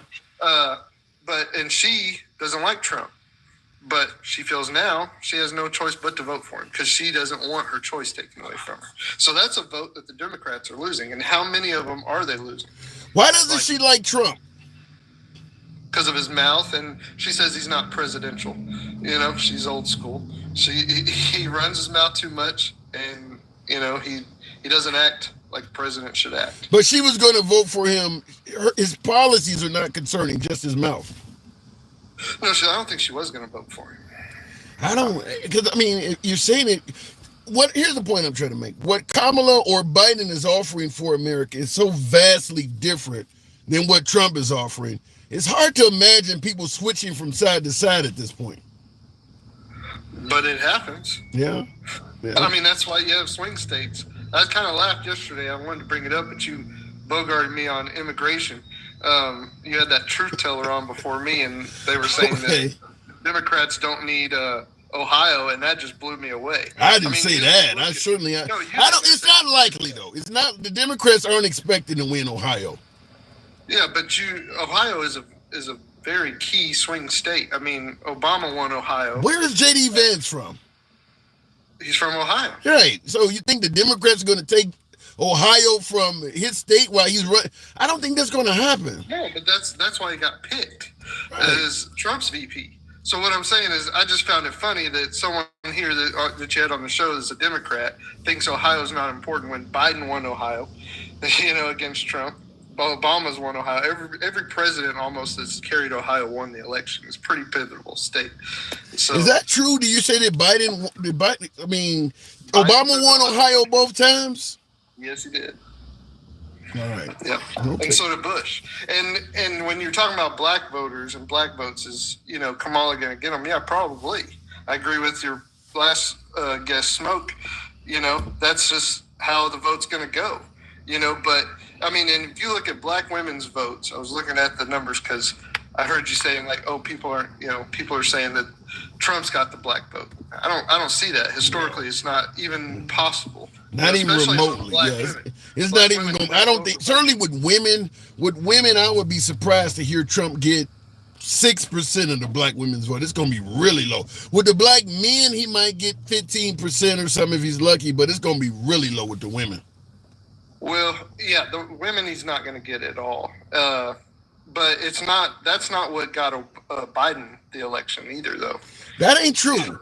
In North Carolina, when they had the primary, where Biden was running against everybody from Cory Booker to Christine Hildebrand and all of them, Biden won the primary because blacks propelled him in North Carolina. Blacks are the reason Biden became the Democratic nominee. Now, once he became the general election, that's a different story. But Biden is in office because of blacks. Well, I'm talking about the election, not the primary, though. But you got to get past the primary to get to that. Yeah, but if you look at the election, it wasn't the black votes that got Biden elected. No, true. That is true. That's what I said. Yeah, it wasn't. But it got him in position to run for that election at all. If they hadn't helped him out in Carolina, it could have been one of the other candidates. He may not even been there. Right. Yeah, I don't disagree with that, but we're talking about election. Democrats aren't even going to have a true primary anymore. I mean, they could send this to the floor and let the delegates, select who else they want to put their delegates towards. I don't even know the full process, but I know, because it's never happened in my lifetime. I don't know if it's happened in yours, where someone stepped out but I know there's a process, and it seems like they're just dodging it for funding. They're just like, we can keep this campaign money if we keep Harris on the ticket, and that's what matters. Well, not only that, but you could be right, but not only that, but there's very few Democrats that are complaining. Most of the people complaining of how the Democrats are doing this with Kamala Harris are not people that's going to vote for Kamala Harris or any Democrat anyway. The overwhelming majority of people saying the Democrats are doing this wrong by propelling her to the top, they're Republicans. They're MAGA. As I stated earlier in the conversation, it's people who would prefer to see the Democrats duke it out amongst themselves. But it's not about that. If you really listen to but that's what will happen. That's what will happen. What might be what happens, but it's for a fight of democracy. If y'all are the party for democracy, if this happens in this election where someone just bows out because donors pressure them to, right? What's going to happen every election from then? You do. Maybe you don't realize, but in 2020, when Trump was running for re-election, there were 4 other candidates that wanted to primary Trump. And states like Kansas and Arizona just gave their delegates or gave their electoral college votes to Trump. And those folks were trying to sue because they're like, you didn't give us a chance to run against them. This has happened before. It just didn't get any attention on the right. They prevented folks from running against Trump.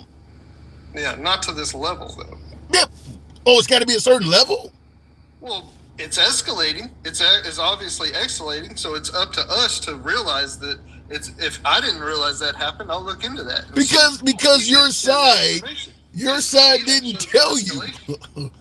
That doesn't tell me. Well, it doesn't. You're not seeing what this side's doing now. Right. If you can't see that the donors are manipulating who you're getting to vote for come November. Okay. That's really bad, man. That's not about dividing the Democrats, because it's not going to change anybody's mind to Republicans. The Democratic Party's already on fire.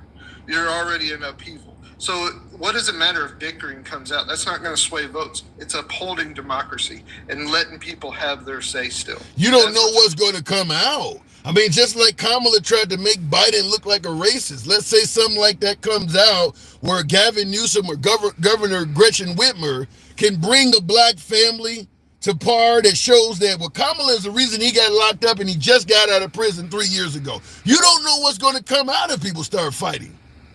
Yeah. So you still just don't want it to happen so Trump doesn't win, instead of looking at how it's a failing democracy. I think you answered the question perfectly. I think the Democrats would rather let this what you're complaining about say. I think the Democrats would rather eat that and let that happen than risk Trump getting reelected. But it's just as a big argument, Tim. It's the same argument. It's still a slight at our democracy and how it works. That's the hypocrisy that you see. I'm stuck in the middle. You say you're middle. Be in the middle with me and look at it. I can sit here and say these people are crazy saying that. I don't see it that way. I'm under the impression, Texas, that if Biden does what he's doing, it goes to Kamala. I don't see what a lot of folks on the right are complaining about, where you should have a primary. I don't believe that's the way it should be done. That's why I'm not complaining. Well, but look at it as it should have happened sooner. It shouldn't have been pressured by the delegate or by the donors. It should have been pushed out by the leaders, Democratic leaders, long before now. And it's all a ploy so that you can have this feeling of, we don't have enough time. This will make Trump win. You're being pressured into a choice. That's what I'm saying. I don't think anybody on the Democratic side feels like they're being pressured. I think you're kind of putting words in their mouth. Because they're all saying we got to save democracy. Right. At the same time, they're letting donors take a big chunk of their democracy away. Look at the hypocrisy, Tim. But we don't see it as losing democracy. Just like the Trumpers don't see that the 2020 election was legitimate. It's the same thing. I'm sitting here looking at two crazies on each side of me going, damn, man, let me get out of this freaking pot of stew or something. I don't know. It's horrible. But you are voting for one of those crazies, right? In the name of Trump. No, not. You're not voting for Trump? Never voted for Trump. You're going to sit this one out? No, I'll probably vote third party. That's what I tell everybody to do. I think voting third party would actually bring some stability at this time. You know, a lot of people when I was growing up used to say, "Oh, if you vote third," I remember Ross Perot. You know, that just took away votes and let Bill Clinton win when Ross Perot was running, right? It doesn't matter. When we have this extremes on both sides, we need something to balance it out. So I'm voting third party. I've never voted for Trump.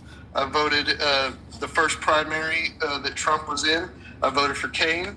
I wrote him in at the election, even though he wasn't in. And then when this 2020 election, I wrote my own name in because I knew Trump was going to win. I gotta agree with Tia on YouTube saying that a third party vote is a wasted vote, in my opinion. I don't think that's what the two party system wants you to believe, but I don't see it as a wasted vote. I see it as it's going to bring stability. If all of us quit listening to that and just voted with how we feel, we might have a candidate more of us agree with instead of being so divided. Fair enough, but in my opinion, 2024 ain't the year to do that. I got to move it on, though, Texas. Not this year. Maybe next time. Appreciate it. Thank you. All right, moving the program on, and thank you, Texas. Tap the screen. Over 800. You can probably get the likes up to about 90,000. I think that's possible if you let your thumbs not be lazy on this later in the evening live. Finally, the Americans talking about a third party, which is probably the best thing for their country. Otherwise, it will lead to total totalitarianism in time. Well, America's been a country with a two-party system for a couple hundred years, and it hasn't led to that.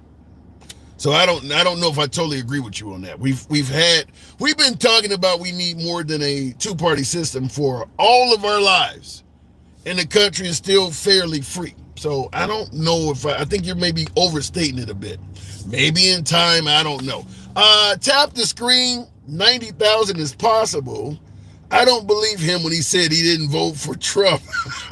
That came from Papa Philippe in the comments in regards to my last caller said his third party is not going to vote for Trump. A lot of folks in the comments said, I don't believe that bullshit. All right, I do believe in free speech. I let people speak. I was kind of, I like to let the folks state their point. If Texas, my last caller said he didn't vote for Trump, I got to take him at his word, but he sounded MAGA-ish, so I'll leave it at that. He definitely voted Republican down the ballot, says Starboy. Serious question. What has Harris done historically that suggests she will make positive change?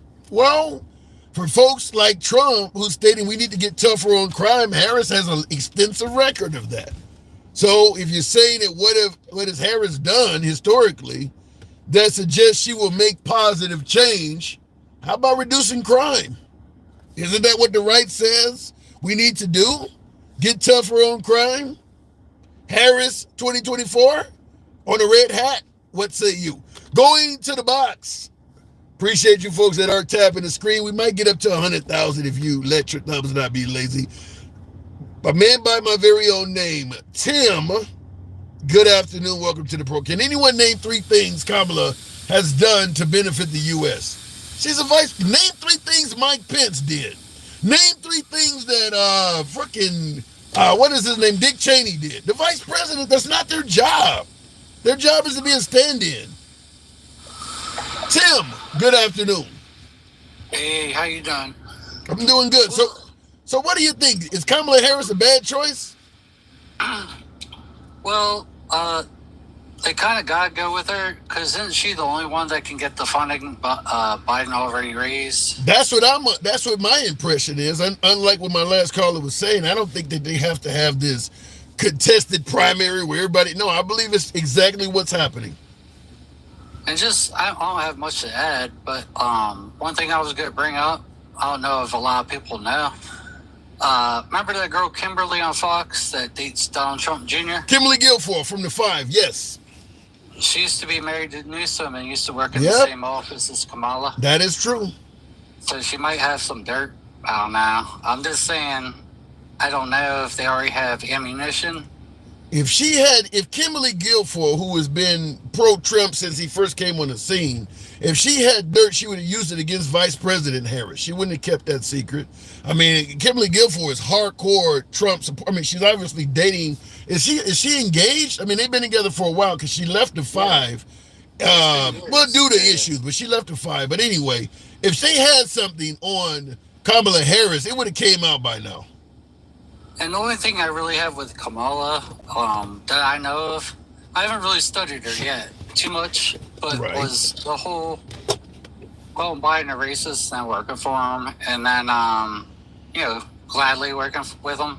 Didn't JD? We got to bring up JD Vance comparing Trump to Hitler, though. Oh, we can bring that up. Yeah, I was just talking about Kamala here. Right. You can definitely bring that up. What was the other thing with Kamala? How many people is she convicted in California for marijuana? And it's a good point. I don't know because she was that was her office. So I mean, but by the way, I want to point this out to everybody who brings up her being tough on crime. Yeah, if we're going to hold Kamala for being tough on crime and convicting over sentencing people, it can't stop at Kamala. That's something we've done all over this country. Why is it only coming up in reference to Kamala? Yeah, I agree with that. I was just bringing up some points because, just facts, But I'm sure let me just say, I just want to point out. I have to keep pointing out, though, Tim. The right is constantly suggesting that the liberals are too soft on crime. It doesn't make sense to all of a sudden be going after Kamala because she's too tough on crime. I don't get that. I agree with that. I mean, like, I looked at a case where she like supposedly hid evidence that a guy was on death row, became innocent, and then he was found innocent. Okay. I mean, there's just a lot to do here, and it doesn't stop at Kamala, and it doesn't stop with Democrats. It's Republican and Democrat. Yeah, I will say this, Tim. The stuff that, in regards to what Kamala did as prosecutor back in California, that stuff's like 30 years old. If anything you bring up that's 30 years old to MAGA about Trump, they're not going to give a damn about it. That's true. Yeah. But yeah, I'll just, I appreciate you bringing me on, and I'll time out, and like other people can come in, and I'm interested in other people's opinion about if it's not Kamala and the Democratic convention comes up, and let's say there's some craziness going on. Who you guys want to say if it's not Kamala? I think the chance of it not being Kamala is virtually. I think the chances of it not being Kamala is a MAGA Republican dream. They want that. They want it's 3 months and 3 months and a week left till we vote. If it even looks like it's going in that direction, you'll hear everybody from Barack Obama to the Clinton stepping up and saying we need to unify. At the end of the day, you can fight other Democrats and reelect Trump, or you can get behind Kamala. I just don't see it happening. I think the only person that could really save that party right now does not want to run at all, and that's Michelle Obama. I don't disagree with that. I think that she could easily win, but you believe that Kamala has zero chance? I wouldn't say zero. I mean, I didn't listen to the speech tonight. Wasn't she supposed to have a speech at 5:30 or something? I was working. I haven't heard it. I've been doing these too. I have not heard it. But anyways, it better be a speech of her life, you know? Yeah. Like, this week is going to be the big judgment for her. She has to show that she can be presidential. I don't know, because we've seen Trump at the RNC suggest that hundreds of thousands of Americans have been raped and murdered by illegal immigrants. That's not true. So Kamala could get up there and make a few missteps, I believe. Trump got a widespread amount of applause for saying quite a bit of things that fact checkers are like, this is incredibly false. And yet the support for Trump is great. So I don't know, unless the bar is higher for Kamala. Well, I would say everybody that doesn't, I mean, a lot of people don't study politics as closely as maybe your audience and you. But like, a lot of people learn visually, and the RNC kind of crushed it visually. Yeah, visually. But like I said, if you, just like Trump crushed Biden during the debate, but if you actually break down Trump's statements as well, the crushing was not that strong. It just, you're looking at the visuals. Biden looked like an alien old man, and Trump was speaking clearly. But if you break down what Trump was saying, that didn't happen. Yeah, I'm just saying most people don't really study it like a lot of the audience and you and I, you know? I agree with that. I agree with that. Like, they'll see, you know, maybe they work their ass off all day. They turn on TV for an hour, whatever their favorite news channel, and that's it. Yeah, I don't disagree with that. But I mean, I will tell you, right before, during that debate, June 27, Trump said there's 18 million illegals in the country. And just a week earlier at a rally, he said it was 10. So he's basically saying 8 million people came in the country in like a week. So, yeah, I vote for the guy, and I don't even agree with that. Yeah, so Trump is going to win because he speaks clearly when you're going against Biden. But if you go against somebody who speaks clearly like Kamala, and now you're forced to analyze what Trump is actually saying, I don't know if it's going to be that solid anymore. Well, the one thing I can agree on with her is we all like a yellow school bus, right?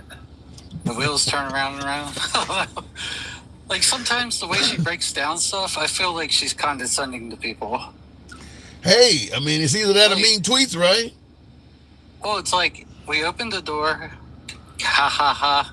We walked through the door, ha ha ha. And then we closed the door, ha ha ha. Well, you can get that, or, I mean, but you got to understand, you're talking about being condescending. Have you ever read a mean tweet? I've read some mean tweets. Yeah, that's going to be condescending too, right? All right, apparently my caller had a call. All right, we're moving on. Tim, come back anytime. Speaks clearly like Kamala, smoking crack lately. Well, Trump does speak clearly. I'm not going to say that he doesn't speak clearly. He's not a prosecutor like Kamala. So, and he is 78. So he's going to missteps and words. Now, generally, we would give someone a bit of leeway for being elderly and misspeaking on a few words. But because Trump bashed Biden so damn much for doing it, he's not going to get a lot of leeway at all, where we might have normally did that. I mean, he really, in terms of, because at the end of the day, nobody's going to deny that Biden probably should have stepped down at this point. But Trump is still attacking Biden. He's still doing it now, even though Biden is bowed out. He's still doing it. Now, we talk about Kamala and the rest of these Democrats letting Biden continue going out there and suggesting this elderly abuse, which might be a case to be made. If they knew he was that bad off and they're letting him go out there, it's a case to be made. Why didn't you guys stop him sooner? However, making jokes, making fun of an elderly person with a mental illness, that ain't great either. And we know Trump was doing that over and over again. If you believe he has dementia, and why are you calling him sleepy and making nicknames? I mean, you're literally making fun of an elderly man with a mental illness. Has the bar lowered so low that we're okay with that now? One of our grandmas or great grandmas or whatever the case may be, or even one of us may one day have Alzheimer's or some other mental. Are we okay with that? You can just make fun of them, make jokes about them. So I do want to point that out when we're talking about elderly abuse. We laughed and had a good time when Trump was also saying a hell of a lot of awful things about Biden in regards to his cognitive abilities, imitating him falling down and everything. If you don't like elderly abuse, but you're okay with making fun of an elderly man with a mental illness falling down, then I don't see the difference. Looking in the comments, Trump is pushing 300, if not over. I'm assuming you're not talking about bench pressing. Oh, you mean weight? You mean he's pushing 300 pounds? Wow. Is he that big? I'm 6'6", 310, 315. Is he my size? No. I was at a Trump rally a few months ago. I was about 5 or 6 rows back. He didn't look that big. Really? All right.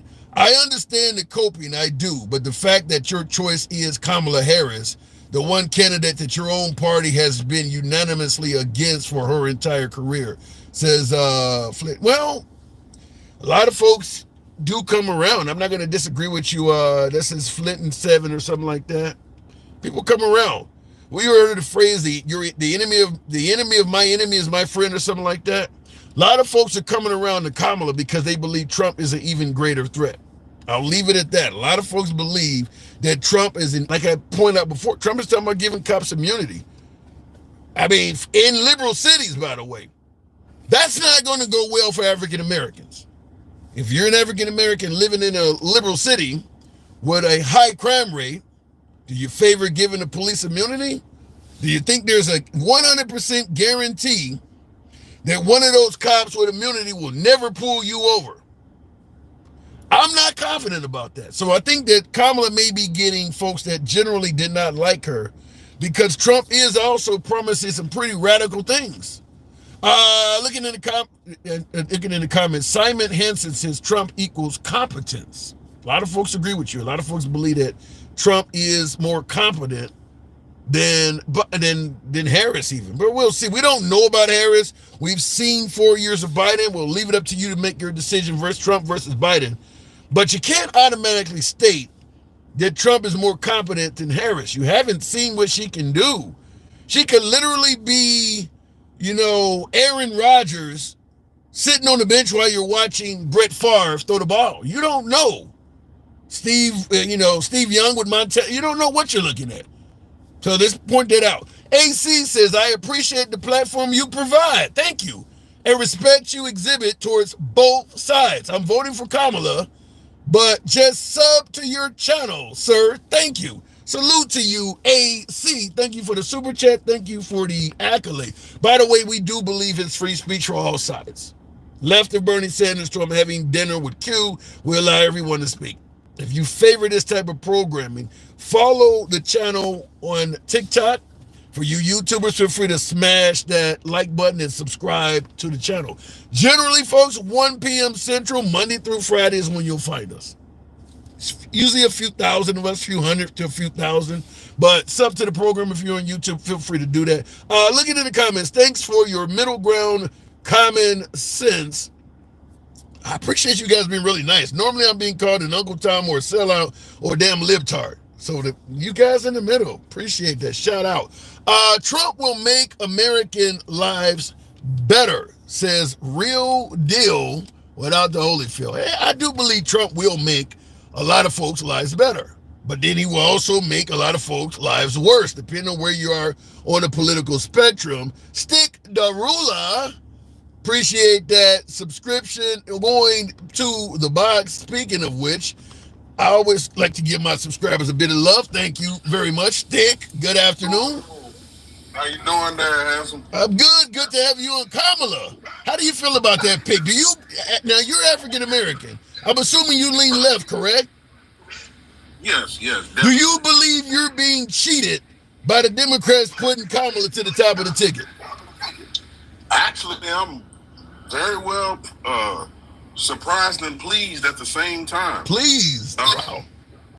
Oh yeah, I'm pleased. I'm 45. I'm not 19. I'm not worried about what she did when I was 19. As far as I mean, I wasn't a criminal. I went to the military. So at the end of the day, the people that's worried about that are worried about the wrong things, especially if you're on the right and you're white. Well, why are you worried about what is going on in my neighborhood? You're not. It's not affecting you in the sense of you saying she put people in jail. Let me interject. Let me interject this. I want to say something in regards to what you're talking, because I think you raised a good point. You often hear about Biden's crime bill of the early 90s, and now we're hearing about Kamala locking up a bunch of black people. My response is, where the hell were these detractors when they were actually doing it to us? When they were actually, when African Americans were saying in the late 90s, early 90s, during the Rodney King era, that the system was racist, locking up blacks for crack more than whites for cocaine, and people were saying racism ended hundreds of years ago. Now all of a sudden, 30 years later, you want to tell us, you're actually right, they were racist as hell back then. It's too late. Should have helped us then. Exactly. Yeah. And even with Biden, even though my boy's up out of there, and he bowed out gracefully. Yeah. Even with Biden, with the 94 crime bill, like, if you didn't go through it, you don't know. But one thing that everybody needs to know, they took the bill, and especially when it got to the certain states, and they did their own thing to it. They tweaked it themselves. So when you do things like with state rights, you give it back to the state will do what they do. Right. Which ends up being horrible for the minorities. Yep. I don't recall any well-known Republican, the Newt Gingrich folks that were back there during that time, Mitch McConnell, I don't recall any of them opposing the crime bill or even opposing what folks like Kamala Harris was doing in favor of blacks. None of them were speaking up. Yet now, because they don't like the candidate for president, they want to all of a sudden play righteous. I can't give any credit for that. Well, like I said, not understanding what's going on, a lot of people will say again that Joe Biden was the author, but they won't realize or even admit that it has to be voted in. Right. So if you got everybody from the left and the right bipartisan voting on one bill, and they all basically agree, then the bill passes. Right. So what Joe Biden wrote down, whether you're left or right, you agreed with it at that time. Right. So it is what it is. I mean, you notice that folks are bringing up what they did back in that day, the crime bill or Harris locking people up.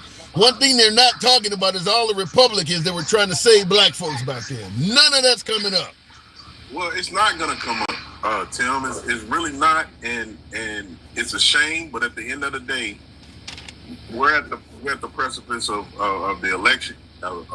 Election time, and it's not time for us to get the same thing that Donald Trump said: fight, fight, fight. They want us to fight, fight, fight, versus being agreeance. Yeah, you know what? That ain't a bad choice. I think she had a good time with Biden. He taught her some things. She still got Obama in the corner, and Biden's going to be in her corner. I think she'll be just fine. Does she officially have Obama? I don't know that she officially has him, but I agree that if the census of the Democratic Party comes to that census that they all fall behind, he's going to fall behind her too. Yeah. Let me ask you this. This is a little bit off topic, but it's what we were discussing. Considering I'm African American and so are you, the Hoop Troop on YouTube stated, Tim and this caller just got that victim. I don't know what's a victim about telling the truth. I mean, It is what it is. Again, and I don't know what victim says it is what it is. Basically saying that it happened. Can I be offended? Yes, I can be offended. But at the same time, I can move forward and say, I believe that Kamala's going to whoop Donald Trump's ass when it comes down to the vote. So you think she will win? I really do. I'm looking at my timeline on my phone on every platform, whether it be Facebook, whether it be TikTok, whether it be Instagram, Threads, all of this stuff. Man, they got memes out of the asshole about Kamala winning, basically. I will say this in regards to what you're saying.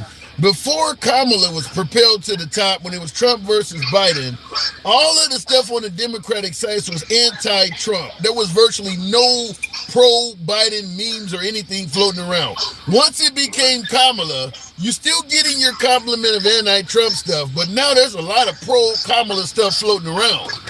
It is, and that's just letting you know that she has the back of the Democrats. Yeah. Now, mind, she says she want to earn it, right? But at the end of the day, you already earned it, lady. If she's listening, know that you already earned it. You was the vice president. Yeah. It only makes sense. I mean, Bush did it. He was the vice president for 8 years, and then he turned around and became the president. Yeah. Now, his presidency was only 4 years, but he still got it. You think she's ready? You think she's ready on day one for game day? You think she can? You think she can lead this country? Cognitively. That's the standard. That's all she got to be is cognitive. Hey, I'm giving it to you like the Republicans try to, put it in there. Since that's what they want to use, I'm using it. Yeah. Cognitively, yes. I believe that she also is a great student and that she does know what she's doing. So at the end of the day, yes, I believe she's ready and I believe she got it. Yeah. And then whoever her number two is, they're gonna be just as ready as her.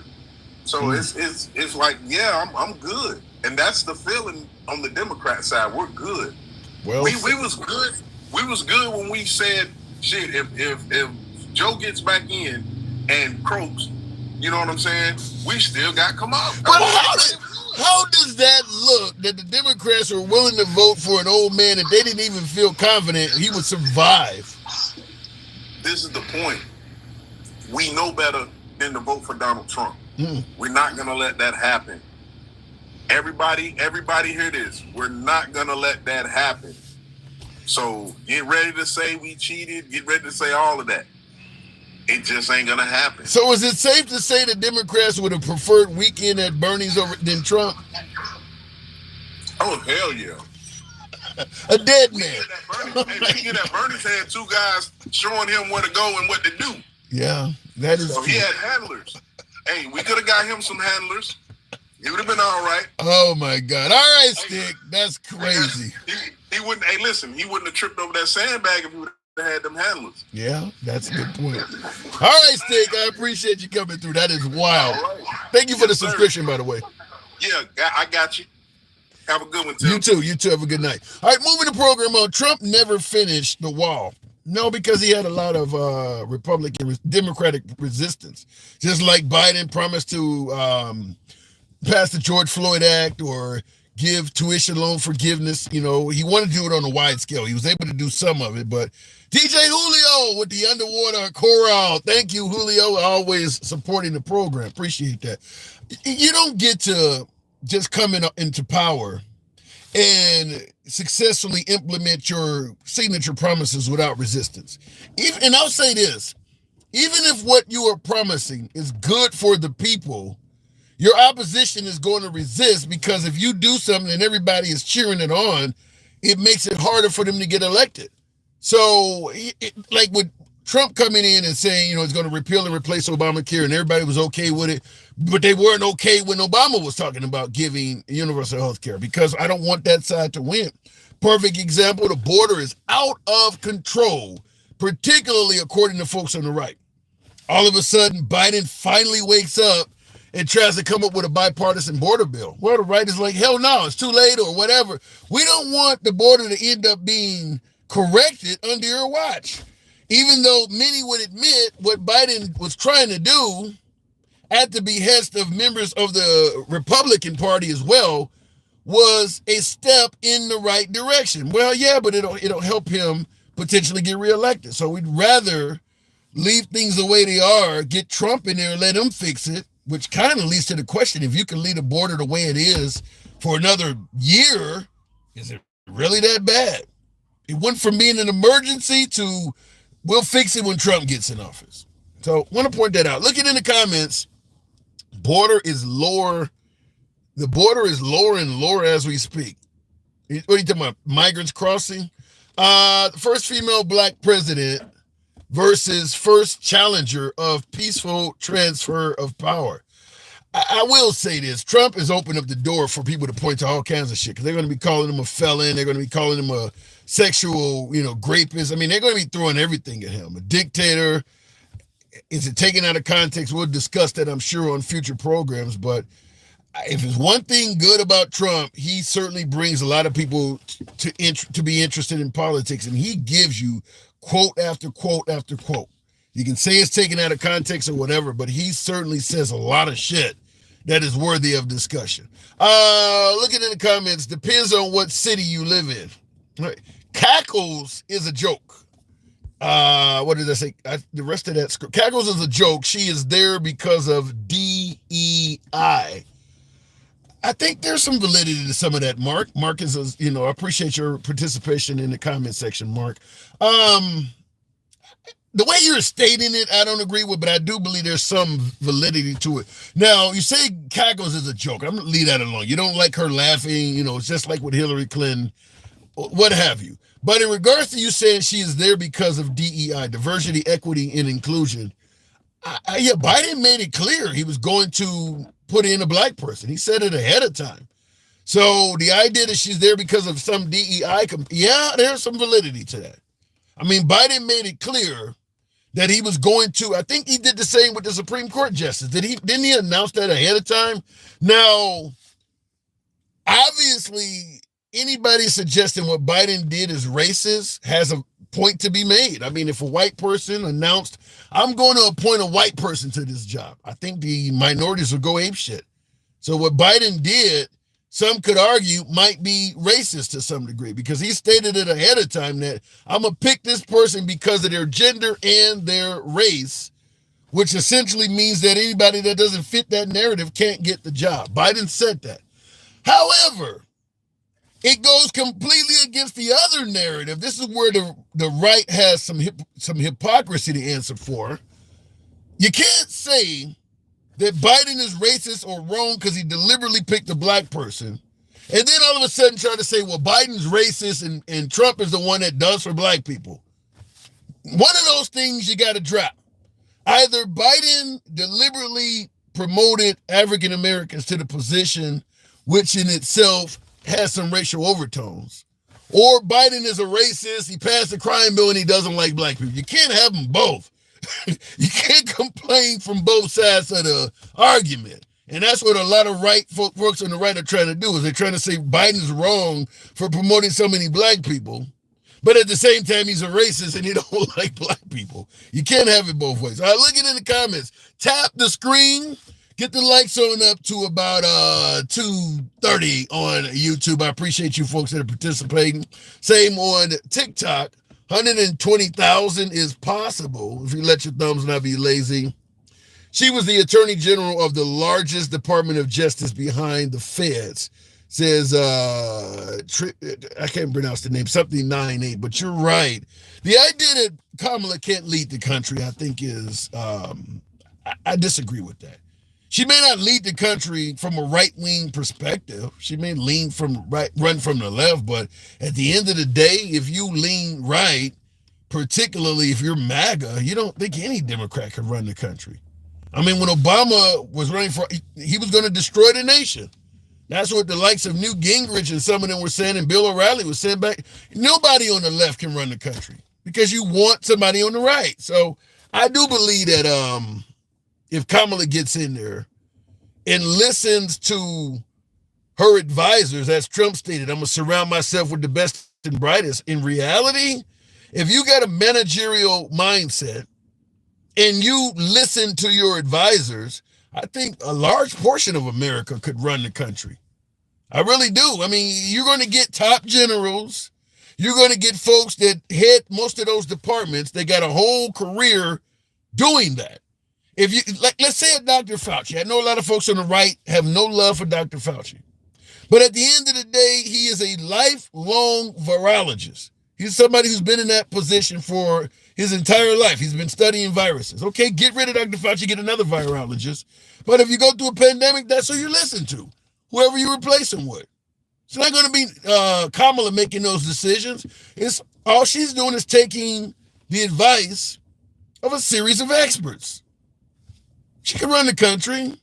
I believe she can do it from that standpoint. It ain't her deciding how we should go to war. It's her taking the advice from folks that have dealt with combat zones their entire life. She's going to be listening to admirals and generals and shit. That's how it works. She can run the country. Looking in the comments, well, then they should be the president, not her, says Shelley Dean. Well, you got to have one person that culminates all the decisions, and then they make a decision. So that's how it works. But I do believe you just don't like Kamala. Fair enough, Shelley. You don't like Kamala. I don't think you would like Whitmer, Newsom, anybody on the right. I think you want a right-wing politician. I get it. So any of them are going to suck in your eyes. Going back to the box, thank you for tapping the screen. Get the likes up to 120, please. DJ Julio. Good afternoon. Welcome back to the program, Julio. If it brings you up, she is going to prosecute Dobbs against Trump and the Republicans every day. Yeah. Based on what? Julio, good afternoon. What's happening? Not much at all. Good to have you back. So, Kamala, it is. They make it official? I haven't been watching. No, I don't think it's official, but I don't think there's any reason to suspect it won't be. Yeah. Yeah, I mean, I think the Democrats are used to not having democracy anyway, so why would they give their vote to the people to actually decide on who's going to run? Give me some examples of how Democrats are used to not having democracy. What makes you say that? Well, they're showing it right now by not allowing the vote to be who's the next person in line. Okay, you said they're used to this, though. Give me some examples other than this for why they're used to it. By screwing up the election in 2020, by all the witch hunts they tried to do on Trump. You know my stance on all that. Well, first of all, how did the Democrats screw up the election when Trump was president? The Democrats weren't even in power. Well, the Democrats were always in power. They're some part of the swamp. Wait a minute. You're telling me the Democrats were in power in 2020 when Trump was president? Yeah. How? No. Not in 2020. Yes, in 2020. Not in 2019 or before that. How did the Democrats screw up the election? Let's say Georgia. Trump claims he won Georgia. That state was being ran by a Republican. How did the Democrats get so much power when all of the lead positions were officially held by Republicans? Well, just look who their donors are, Tim. What does that got to do with what I'm asking? Well, because they can get things done. That's what I'm saying. But I'm trying to find out. Give me an example. Trying to be good. Okay, give me an example of what the Democrats did to screw up the 2020 election. I can't say out loud. Something to do with the election, like those ballot things, those boxes. You have to get like a toothpick. I know, I was looking. And you got evidence of this? It's coming out, yeah. It's been 4 years, Julio. Why is it still coming out? It's been 4 years. You constipated? How long does it take to come out?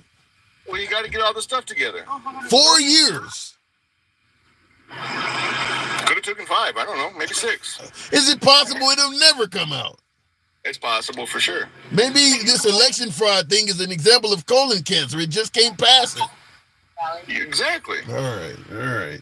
So, other than that, how are the Democrats used to not having democracy?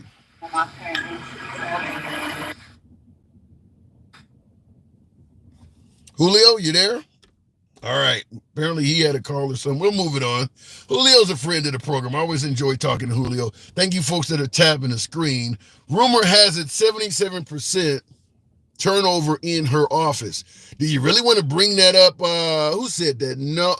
No, I can, my vision for these little ass gray letters. Noreen Scully, you're saying that rumor has it that there was a 77% turnover rate in the office of Kamala Harris. Do you really want to bring that up considering the opposition is Trump? What was the turnover rate in the Trump administration? I mean, think before you guys make these statements to deface somebody. The turnover rate in the Trump administration was historic. Literally historic. Why would you bring that up? Wow. Let me go back to the comment section. Tap the screen. Really? God. Let me go back. Trump's turnover was, I can't believe you. If you're going to hold somebody accountable to the turnover rate, maybe Kamala was draining the swamp. How about that? Looking in the comments, wow, turnover rate came up. Michigan Secretary of State noted to ballot counters not to worry about signature verification. I have to get it spilled most of the time, and I appreciate MAGA being on challenging me in this way. I don't mind you challenging me. I don't mind dissenting opinion, but I do want to point out, in regards to your comment there, Mr. Bosky, I think you guys had the wildest name. The Mr. Bosky, you're saying that Michigan's Secretary of State noted to ballot counters not to worry about signature verification, indicating that in Michigan there was voter fraud. I'm not going to dispute what you're saying. That could be true. DJ Julio, I had a phone call. Thank you for the underwater corral. I think that is coral. Thank you. But I will say this in regards to the claim that there was voter fraud in the state of Michigan. I don't know the exact example of what you're stating, but let's give it to you. Let's say what you're saying is true. What does it prove? It proves that there was voter fraud potentially in Michigan. Does it prove who the voter fraud was benefiting? Just because a Democrat won Michigan doesn't mean the cheating wasn't being done for Republicans. Maybe the Democrats beat the Republicans in the state of Michigan by 50,000 votes. But maybe they should have beat them by 60,000. You don't know. And that's where the issue has been with the whole claim of voter fraud in the 2020 election, is that the folks on the right assume 100% of the fraud uncovered or alleged fraud uncovered was all being done by Democrats. Uncovering fraud does not equate to Trump winning whatsoever until you can prove the fraud was benefiting Democrats. Now, I know the mindset is to automatically assume Republicans don't cheat. They're incapable of it. Only Democrats cheat. That doesn't work in court, though. So when you go in court talking about I found out dead people voting and illegals voting and all this, okay, well, show who they voted for. So for all you know, a Republican could have paid a bunch of illegals to find a way to vote. Is that not possible? Is that 100% impossible? That only people that could be fraudulent are Democrats. It doesn't work that way. And that's why there continues to be an ongoing problem when it comes to Trump proving the election was stolen. I'm seeing, because I talk about this so often, I get message after message in my inbox showing more fraud has been discovered. And every time I ask the person, prove that fraud benefited the Democratic Party. Because Trump didn't allege fraud took place. He said he won by a landslide. You got to prove that. You can find a whole host of fraud in a particular state. That don't mean you won shit. Could all be Republican fraud. You got to prove that fraud was benefiting Democrats. And that has not happened yet. I don't care if it's polling places, closing offices. I don't care if it's Ruby Freeman passing around drives like vials of crack. Shout out to Rudolph Giuliani. I don't care if it's pollsters that won't let you stand 6 feet over their shoulder to see what they're doing. They're making you stand back 25 feet, meaning it could be cheating. I don't care what you're seeing. You got to prove that the cheating is taking place to the benefit of the Democratic Party. If you can't prove that, you have no case. And that's what the Republicans under Trump has done, is automatically assumed everything that doesn't look right, everything that's suspicious benefited the Democratic Party. You have no basis to do that. Other than I personally believe Republicans are incapable of cheating. Only Democrats do that. That's not going to ever fly in court. So every time somebody sends me an inbox, and I try to read as many of the messages you folks send me. I appreciate you sending me things to enlighten me. I don't have all the answers, but I'll tell you in regards to this one, most of the politicians in Washington have a law background. They have a legal background. They studied law. Many of them have law degrees. They knew, let's say 2,000 Mules, when it came out, this don't prove shit. Because the whole movie, and I've seen it 6 times, the whole movie is telling you that everything they saw that looked funny benefited the Democratic Party with no proof of that. Until you can prove who that stuff benefited from, it's just fraud. But it could be Republican fraud. So I don't think, by the way, that Trump will ever prove that he won the election by a landslide. I don't think he ever had a reason to say that. I don't think he should have stated that. He should have said, we're seeing a lot of fraud. I think it should be investigated. I think we should have a do-over or something like that. He had no legitimate right to jump up and say he won by a landslide. To me, that makes him just as bad as anybody else doing it. Tim, our Secretary of State, threw out Democratic votes in Harris County, says Black Power. Yeah, but there's been Republican fraudulent votes found too. Do we discount those? Even, as I mentioned earlier, let's say in your state there, Black Power, you said they threw out Democratic votes, so they were cheating in favor of Republicans in that state. That's what we're talking about. Go watch the documentary. Everybody brings up 2,000 Mules. Wow. G. Callie says, go watch the document 2,000 Mules. That's all the proof you need. G, I saw 2,000 Mules 6 times. It doesn't prove shit. It doesn't prove shit. At the very best, with emphasis on best, at the very best, 2,000 Mules may have proved there was some voting fraud taking place, maybe some voter impropriety taking place. It never proved that the fraud being committed benefited the Democratic Party. That's all being assumed. You got a camera looking down at a mailbox, seeing people stuffing ballots into it. What's on the ballot? Is there any Republican politicians checked off on that? No, we just believe it's all Democrat. They got cell phone data showing people going back and forth near the same mailbox or polling office. They automatically assume it's all being done on behalf of Democrats. You can't do that. You can't do all of that. Assuming to make 2,000 Mules work is why it does not work. None of that is proof. 2,000 Mules at the very best proved that fraud may have happened. Doesn't prove it was Democratic fraud. That's being assumed by Dinesh D'Souza and everybody who watched the damn movie. Looking in the comments, and all of those votes should be discarded. Yeah, I'm with that, Dalton Brown, that they should be discarded, but that don't give Trump the right to say those would have been votes for me. He don't know that. So I'm with the fraud part. I'm not with yelling that you won by a landslide. There's no evidence of that. And I see in the comments, G. Callie says there's no assuming. If you believe that what Dinesh D'Souza said at the end of 2,000 Mules, he tallies up all the votes and says this many votes would have been for Trump and he would have won the election. If you believe that, then you walked into the theater or logged into 2,000 Mules and watched it online already believing that. He just basically told you what you already wanted to believe. He didn't prove that stuff was he didn't show the face of a single ballot showing that Democrat was checked off on it. Not one. That's something you're assuming took place. What policy under Trump did y'all like or not like? I don't think, let me say this clearly, particularly for my MAGA before I go back to the box. I don't think Trump on paper was a bad president.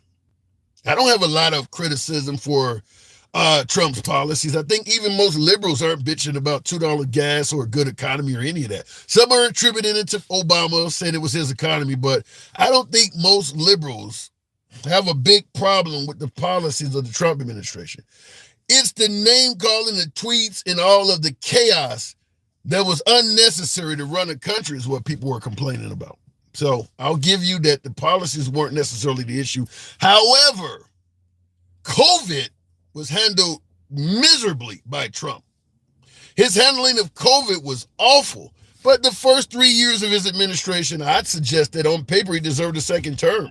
He just enjoyed ridiculing and criticizing and insulting any and everybody, up to and including the Pope. And there's consequences to that. I know a lot of my beloved MAGA believe that as long as you're running the country right, you should be able to insult anybody you want with no consequence. I don't believe in that. I don't think that's true. I'm 100% pro free speech, but it does have consequences. And in Trump's case, the consequence was him getting reelected. Going back to the box, Travel Man, good afternoon, Travel Man. Musk, not American, traitor. He said Elon Musk is a traitor? Wow. Travel Man, yeah, loud and clear. Okay. What you just said, Trump presidency, okay? Mm-hmm. And I always ask the question, what major legislation did he pass besides the tax bill? Well, him fighting to correct the tariff imbalance was something a lot of folks favored. No, that's not that was not legislation passed by Congress that he signed into law. Oh. The tariff that he put on China, we ended up giving the farmers more money than we gave the damn auto manufacturers. And on top of it all, the Chinese, they went down to South America. The American farmers lost business that they'll never get back behind Trump. I'm just saying, you may have a difference of opinion on whether it was good or bad. I'm saying a lot of people favored it, though. You just don't. Favored what? The tariffs that I'm talking about, that you saying... Tariffs is a tax. What? Am I right or am I wrong? It certainly can lead to a tax if they pass the cost on to consumers, which they usually do. Okay, which is why these farmers received what, $40 billion? Yeah. They also favored Trump in regards to his efforts to secure the border. Secure the border. The border isn't open. Well, but Trump was... Open borders is a talking point. You get what I'm saying, though. Attempting to build a wall. Hold on. Making it harder for folks even to come here legally. A lot of folks favor that. Okay. So what happened under Trump? Legal immigration went down. We're losing people. We're losing H-1B people to Canada, to the UK. We're losing those. I'm not disagreeing. I'm saying people favored it. I get that you don't agree with it, but people don't want them here. Because they don't know. Yeah. People don't want them here. I get what you're saying. Immigration went down. People wanted to go down. They did not want legal immigration to go down. Yeah, they do. They wanted illegal immigration. No, I disagree with you. I think let me explain. When it comes to immigration south of the border, I believe that a large portion of MAGA wants that number to go down, including legal immigrants. They don't want them over here either. Trump even stated, we can't take anymore. We're full.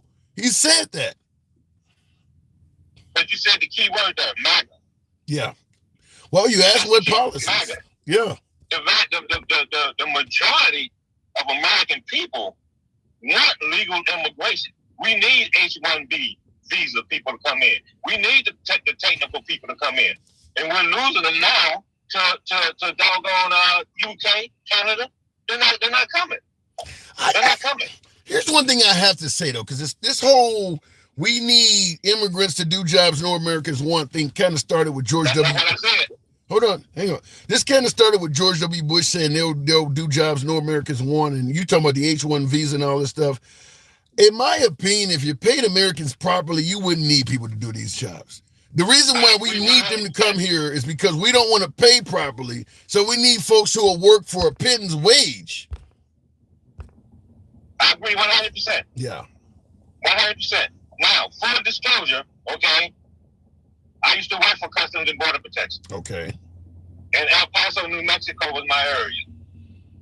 And I also was the lead engineer when they combined Customs and Border Patrol. Okay. So I have been to every Border Patrol station in every Border Patrol sector in this country. I have sat down in Laredo and watched the people climb over the wall, which was already there before Trump. And Border Patrol would be sitting on the other side waiting on them. Okay. Those cages that's down in the gallows, we put those down there. So I know about the border. There are sensors in the ground. When people step across on that, as a sensor goes off in the Border Patrol station to that particular area. There are drones down there. There are people on ATVs. Okay. The problem is that it doesn't matter what we do until we help those countries where those people are coming from. They're going to continue to come. I believe that. And I have seen people coming in. They've been in the desert for 2-3 weeks at a time. And I've seen them bringing them in. Seen people dying. But we don't have the majority of the illegal drugs coming in are coming through the POEs. Yep. I've seen it. Point of entry. I do agree with that. I do agree with that.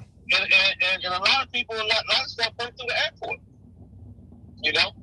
Yeah. So it's a talking point to me.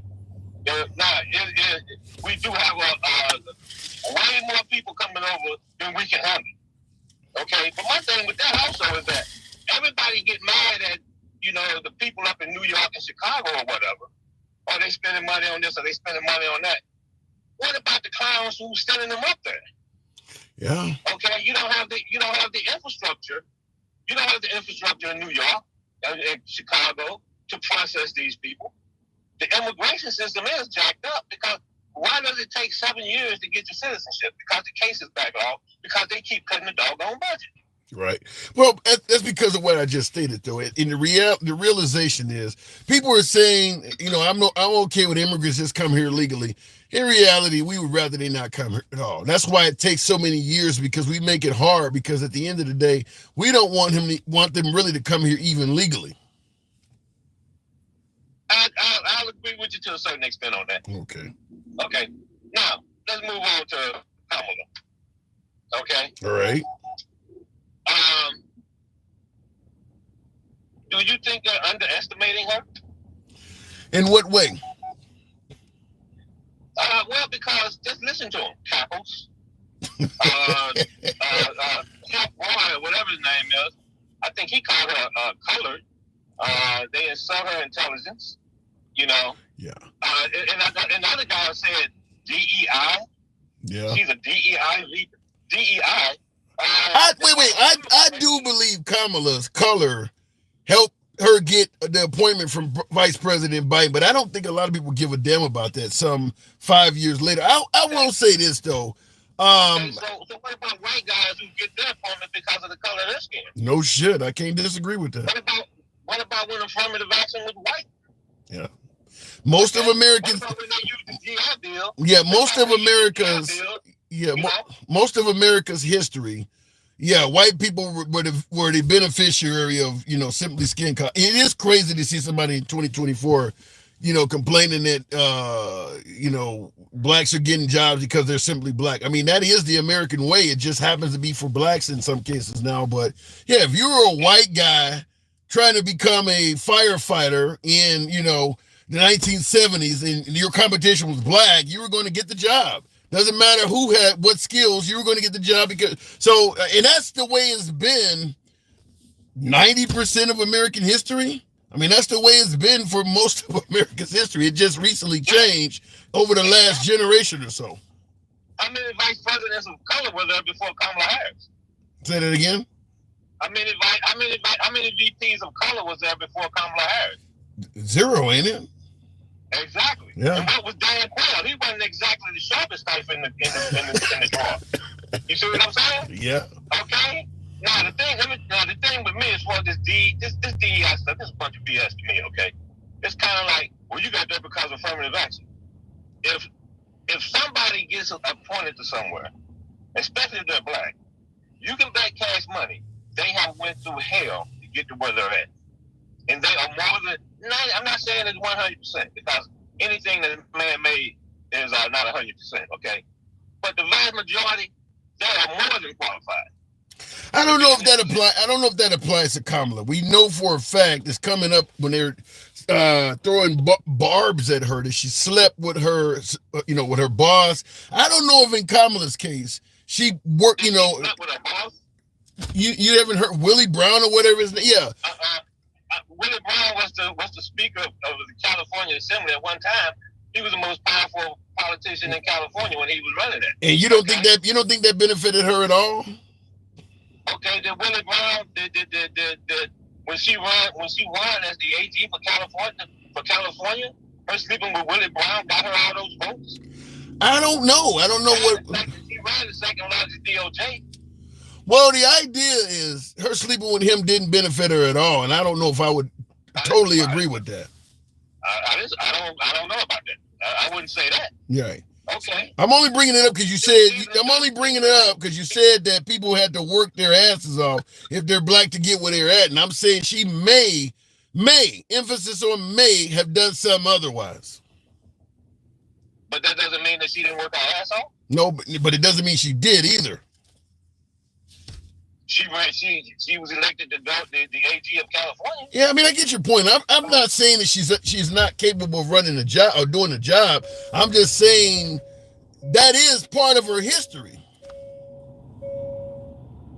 Okay, the history. Yeah. Okay. All right, that's all I'm saying. Trump slept with a porn star. Yeah. And he slept with a Playboy model. Yeah. And he has 5 kids and 3 baby mamas. And those people by sleeping with Trump, it helped their careers. I mean, obviously Melania Trump has made a fortune from sleeping with Trump. It's helped them out. That is true. Yeah, it helped them out. I mean, it helped propel them. I mean, there's no denying it.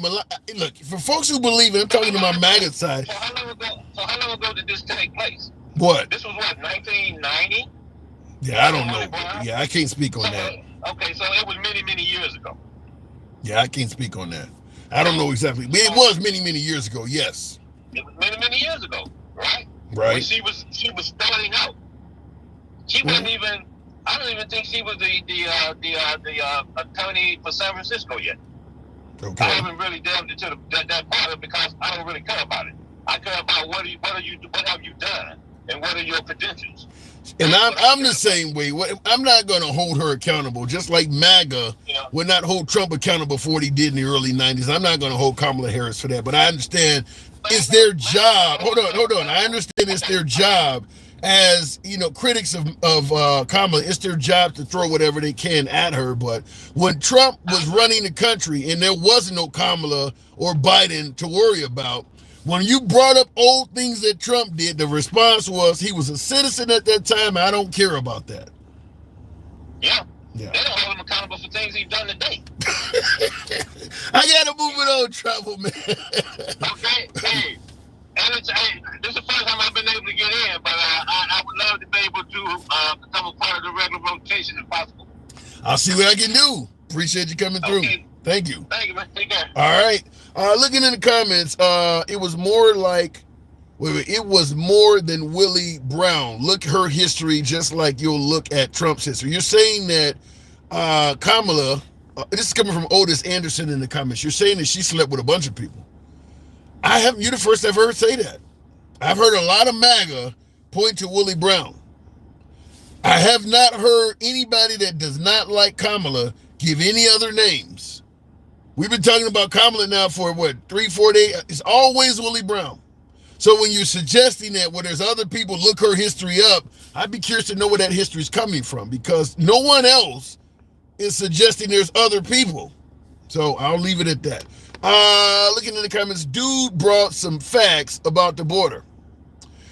Yeah, I'm going to say, although I'm not a fan of Biden's handling of the border, particularly with Kamala saying there was no problem at the border at all, which is insane.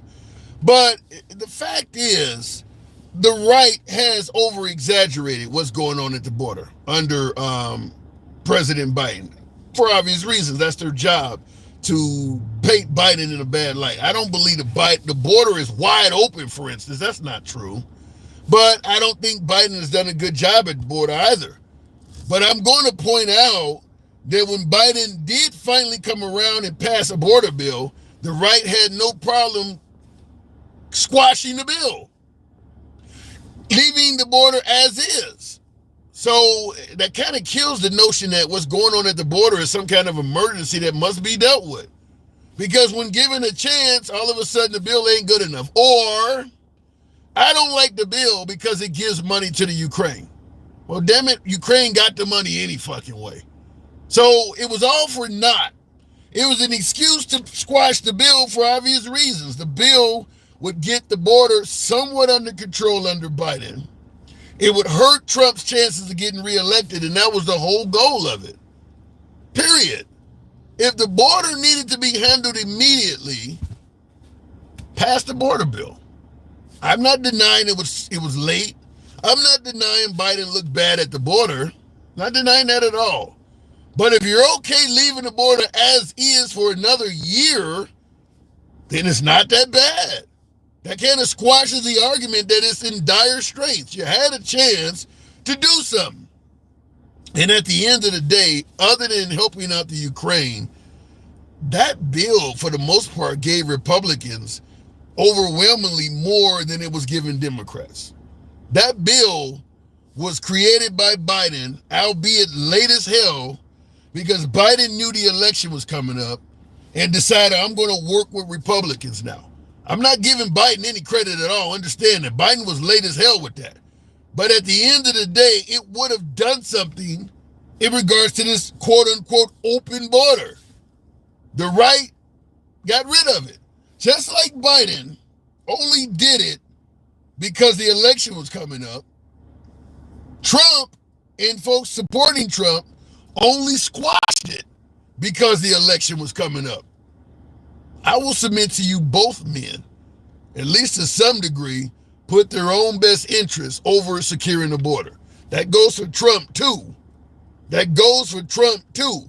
And there are plenty of folks on the right that admitted that Trump was behind squashing the border bill. Both men, if you want to be fair, both men squashed that bill, left the border hanging, because at the end of the day, they thought it would be beneficial to them to do so.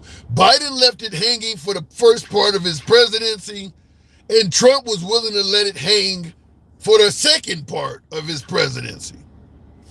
So understand that. It's not like Trump or Biden was doing better than the other on this. They both could have did something about it. And they both chose at specific times not to, because they believed it was more advantageous for their political careers to do that. Looking in the comments, the border was exaggerated. Immigration is the bigger issue. All right, I've said it. I believe that there's some serious exaggeration going on at the border. But for Kamala to say there's no problem at all for the first 2 years of her career, that's not right. I'm not going to give Kamala a pass on that. Biden introduced a bill at the beginning of his term. Here's another issue, too. Unlike Trump, Biden is not as good at addressing the people. As Charlemagne the God once said, the guy who Biden said, vote for me or you ain't black to, Trump actually tells a lie better than Biden tells the truth. If Biden proposed all of these border protection bills early in his term, he should have been holding rallies pointing out that I was trying to do something and the right squashed it. He didn't do that. So there's a lot of people that don't know about a lot of things that Biden was doing because he was so poor at addressing the people. That's kind of his fault. If you're too busy running the country, then find surrogates to do it. Find other people. I mean, get Rachel Maddow and all these folks to get out there and do a better job at it. That's kind of his fault. His job is to not just run the country, but let people know what's going on. It's not up to the people to do research and figure it out. You're supposed to tell them. People got day jobs and they're busy too. So you should, it's not hard to tell the people what's going on. Trump does a great job at that. Even if you don't believe anything he says, he does a great job in getting his point out. His point may be inaccurate as fuck, depends on who you're talking to, but he does get it out. Democrats find it more beneficial to secure other countries' borders and just let whoever in ours. Democrats find it more beneficial to secure. What borders are we defending, referring to the Democrats, that the right is against? As I pointed out earlier in the broadcast, most politicians in Washington, other than MAGA, are in favor of helping the Ukrainians. Trump has a relationship with Vladimir Putin. Outside of that, everybody else believes that Vladimir is wrong and should be stopped. MAGA is the only one that is saying, look, we don't want nothing to do with that. So it ain't Democrats. It's everybody with the exclusion of MAGA. That's the difference between city, it's in suburban people. You got all people out in the suburban, and they are involved in what goes on at city council meetings, unlike people in the city. Some validity to that. Anyhow, folks, I do appreciate you tuning in as always. 133,000. Thank you, folks, for liking the program on TikTok. 150,000 likes would have been great, but I'll certainly be happy with 133,000. We are here Monday through Friday, 1 p.m. Central. Monday through Friday, 1,300 hours, you'll find us here. Come on through anytime. You know how we run the program. We are MAGA friendly. Been that way since day one. Always will be. Liberals are welcome on the program as well. We do not block, ban, or censor anyone for their commentary. You don't have to agree with anybody in the comment section. You don't have to agree with the host. It's all about free speech. It is indeed your boy Tim, the handsome liberal. See you tomorrow. Same on TikTok. I see a lot of Harris 2024, huh? Wow. Both sides kicking can down the road. Anything to hold on to power. Uncle Mike. That is spot on. That is so true. So true. Where is Biden? Rumor he is in the hospital or dead. What rumor is suggesting that Biden passed away, Sandra? Come on. Sandra's always showing love in the comments, participating. We don't agree on shit politically, but I always love seeing Chandra in the comments. But the idea that there are rumors floating around that Biden's... Well, we do say we go left to Bernie Sanders from having dinner with Q. So somewhere along that spectrum, people do believe Biden is no longer in existence. So I'll give it to you. Thank you, folks, for tuning in. 1 p.m. Central. 1 p.m. Central. I can't even get my words out. I'm having a Biden moment. See you guys tomorrow.